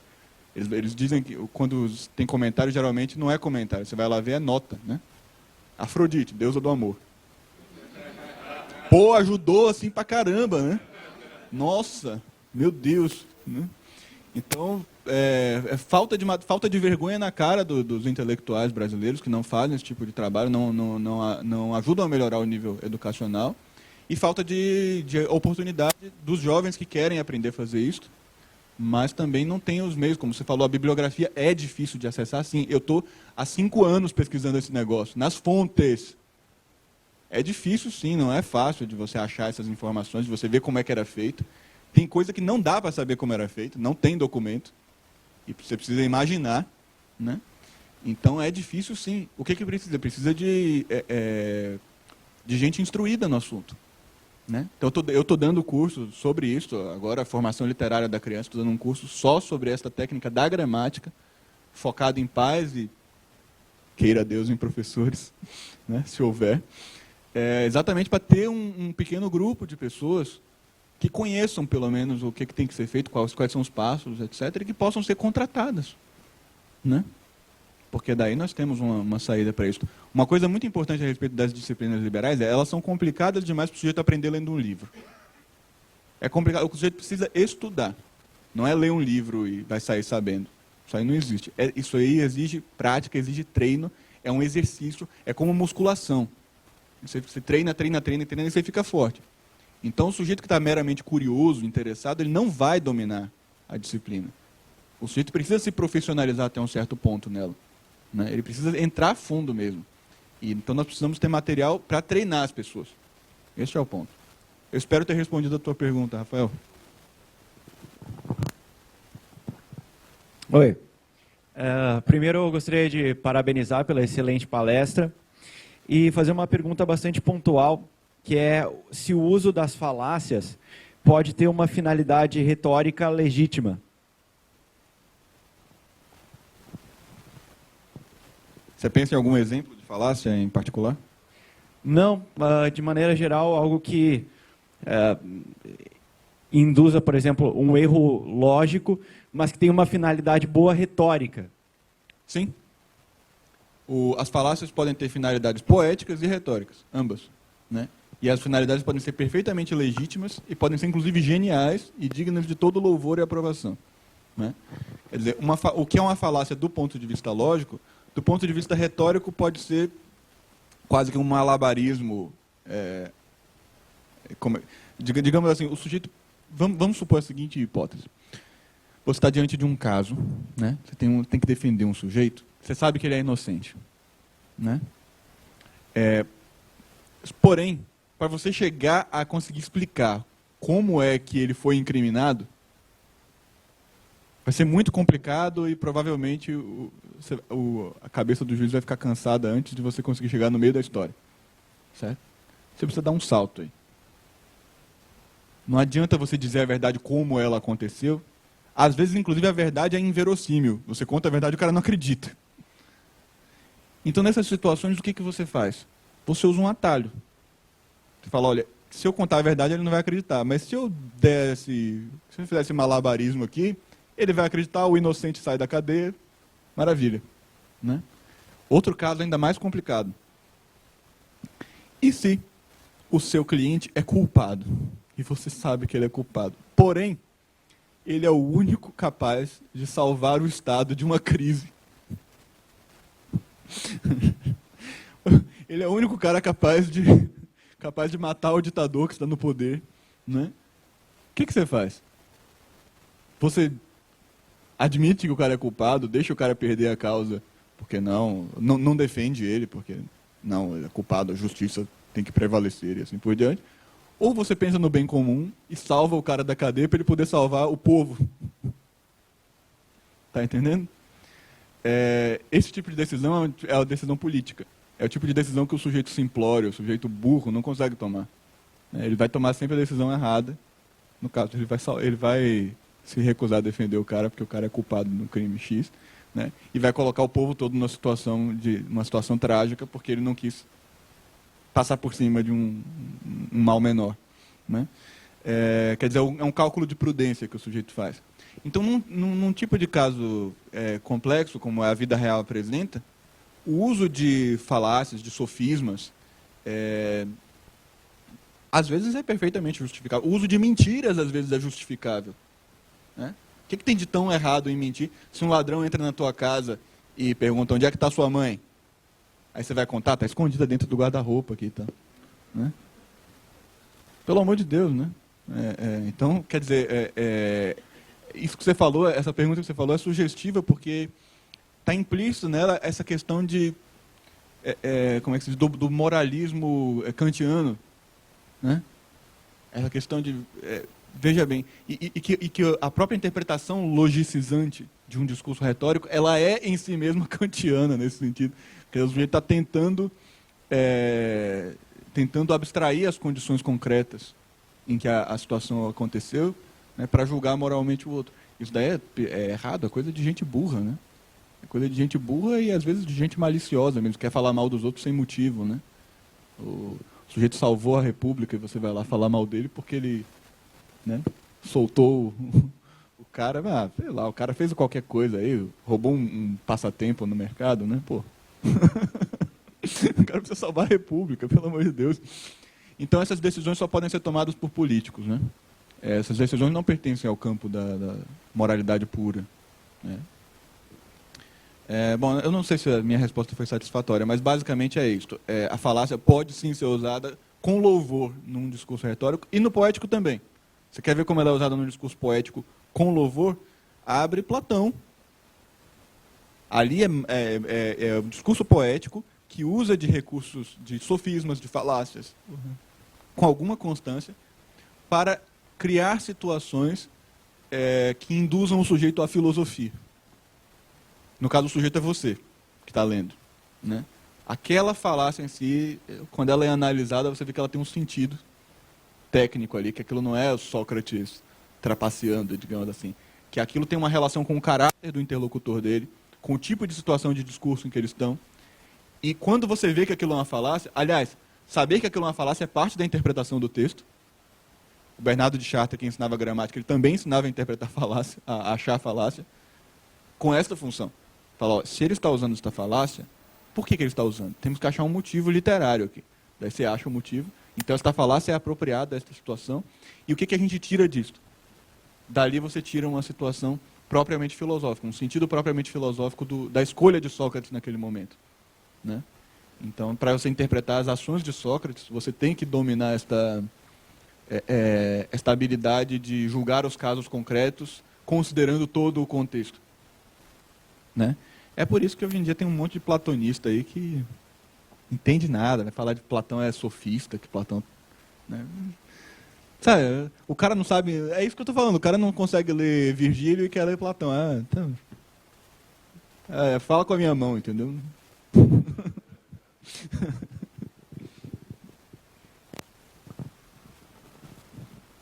Ô, professor, o senhor no começo falou que a gramática é um estudo para a gente conhecer quem a gente é, o povo que a gente é. Você falou que os gregos usavam a Odisseia, os romanos a Eneida e os portugueses os Lusíadas. E os brasileiros, tem alguma coisa nesse nível? Qual o teu nome? Ernesto. Ernesto. Valeu, Ernesto. Obrigado pela pergunta. A gente tem uns poemas épicos, né? Tem uns poemas épicos. Eu gosto até do Uruguai, né, do Basílio da Gama. Eu gosto, acho um poema assim, bem feito e tal. Mas do nível dos Lusíadas, que eu saiba, não. Né? Poema épico que a gente tem do nível dos Lusíadas, que eu saiba, não. É tudo mais medíocre mesmo. Quando não é medíocre na técnica do verso, por exemplo, o Basílio da Gama não é nada medíocre na técnica do verso. O verso dele é de alto nível, né? Inclusive é bastante virgiliano. Né? Bastante influência do Virgílio. Você vê aqueles índios lá, né? 3 vezes ele levantou o tacape. 3 vezes o corvo cantou. Um negócio assim meio virgiliano. Um clima meio romano, assim, né? Então, tecnicamente, o Basílio da Gama é muito bacana, mas... aí a gente questiona a própria formatação do poema, a escolha do tema, a formatação dos personagens, etc. A gente vê que é bastante deficiente em comparação com os grandes poemas que a gente tem. Então, qual é o grande poema brasileiro? Os Lusíadas, pô. É os Lusíadas. Lê os poemas que o Manuel Bandeira, por exemplo, dedicou ao Camões, né? E você vai ver que o espírito dele não é diferente do nosso. Né? Ele é a nossa raiz também. Né? O próprio espírito do... Como Manuel Bandeira define os Lusíadas, né? Que ele cantou os portugueses que iam plantando a cruz em cada continente. Quer dizer, o espírito dos Lusíadas é este espírito da América. Pô. É o espírito de Portugal penetrando na América, do cristianismo penetrando na América, da cultura europeia penetrando na América. Então... eu não acredito que nós temos necessidade de um épico nacional. Por que nós precisamos ter um épico nacional, mas o Alcuino estudava a Eneida?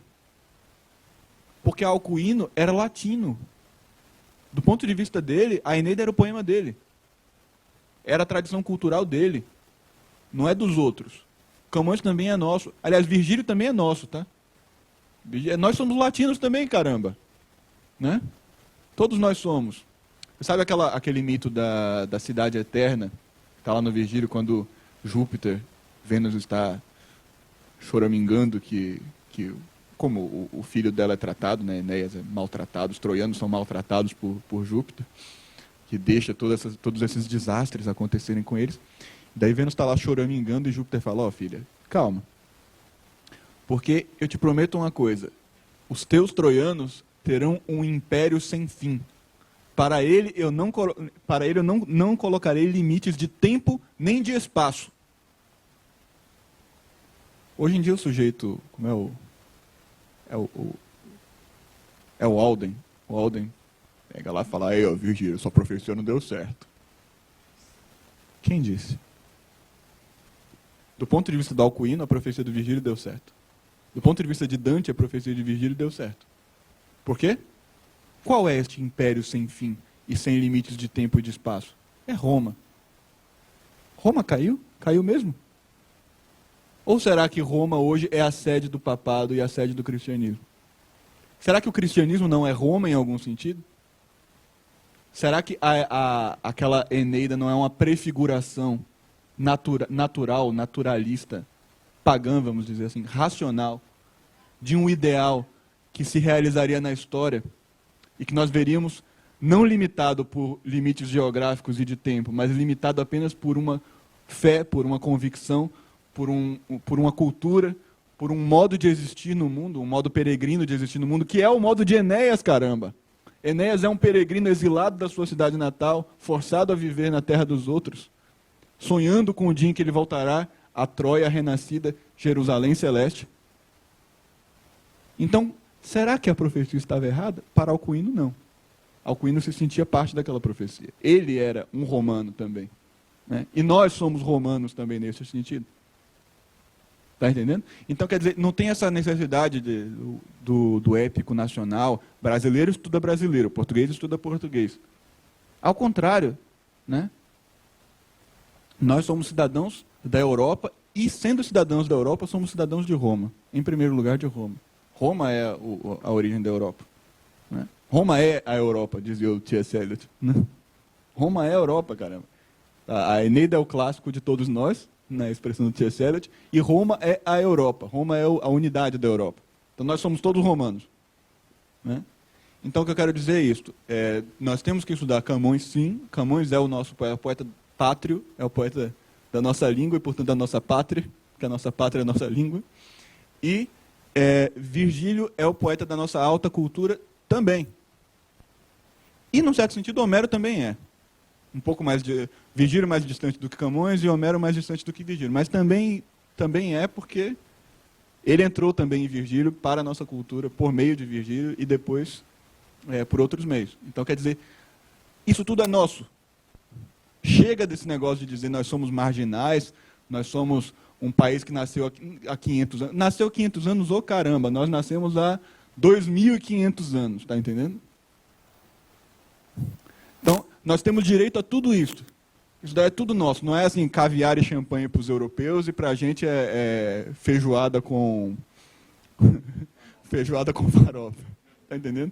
Para a gente é caviar e champanhe também, sim senhor. Eu quero meu caviar aqui, eu tenho direito, eu sou herdeiro também, eu sou filho também. Está entendendo?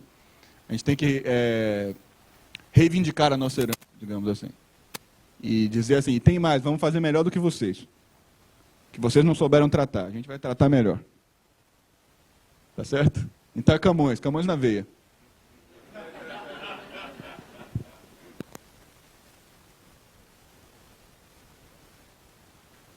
É isso? Muito obrigado, gente. Obrigado mesmo.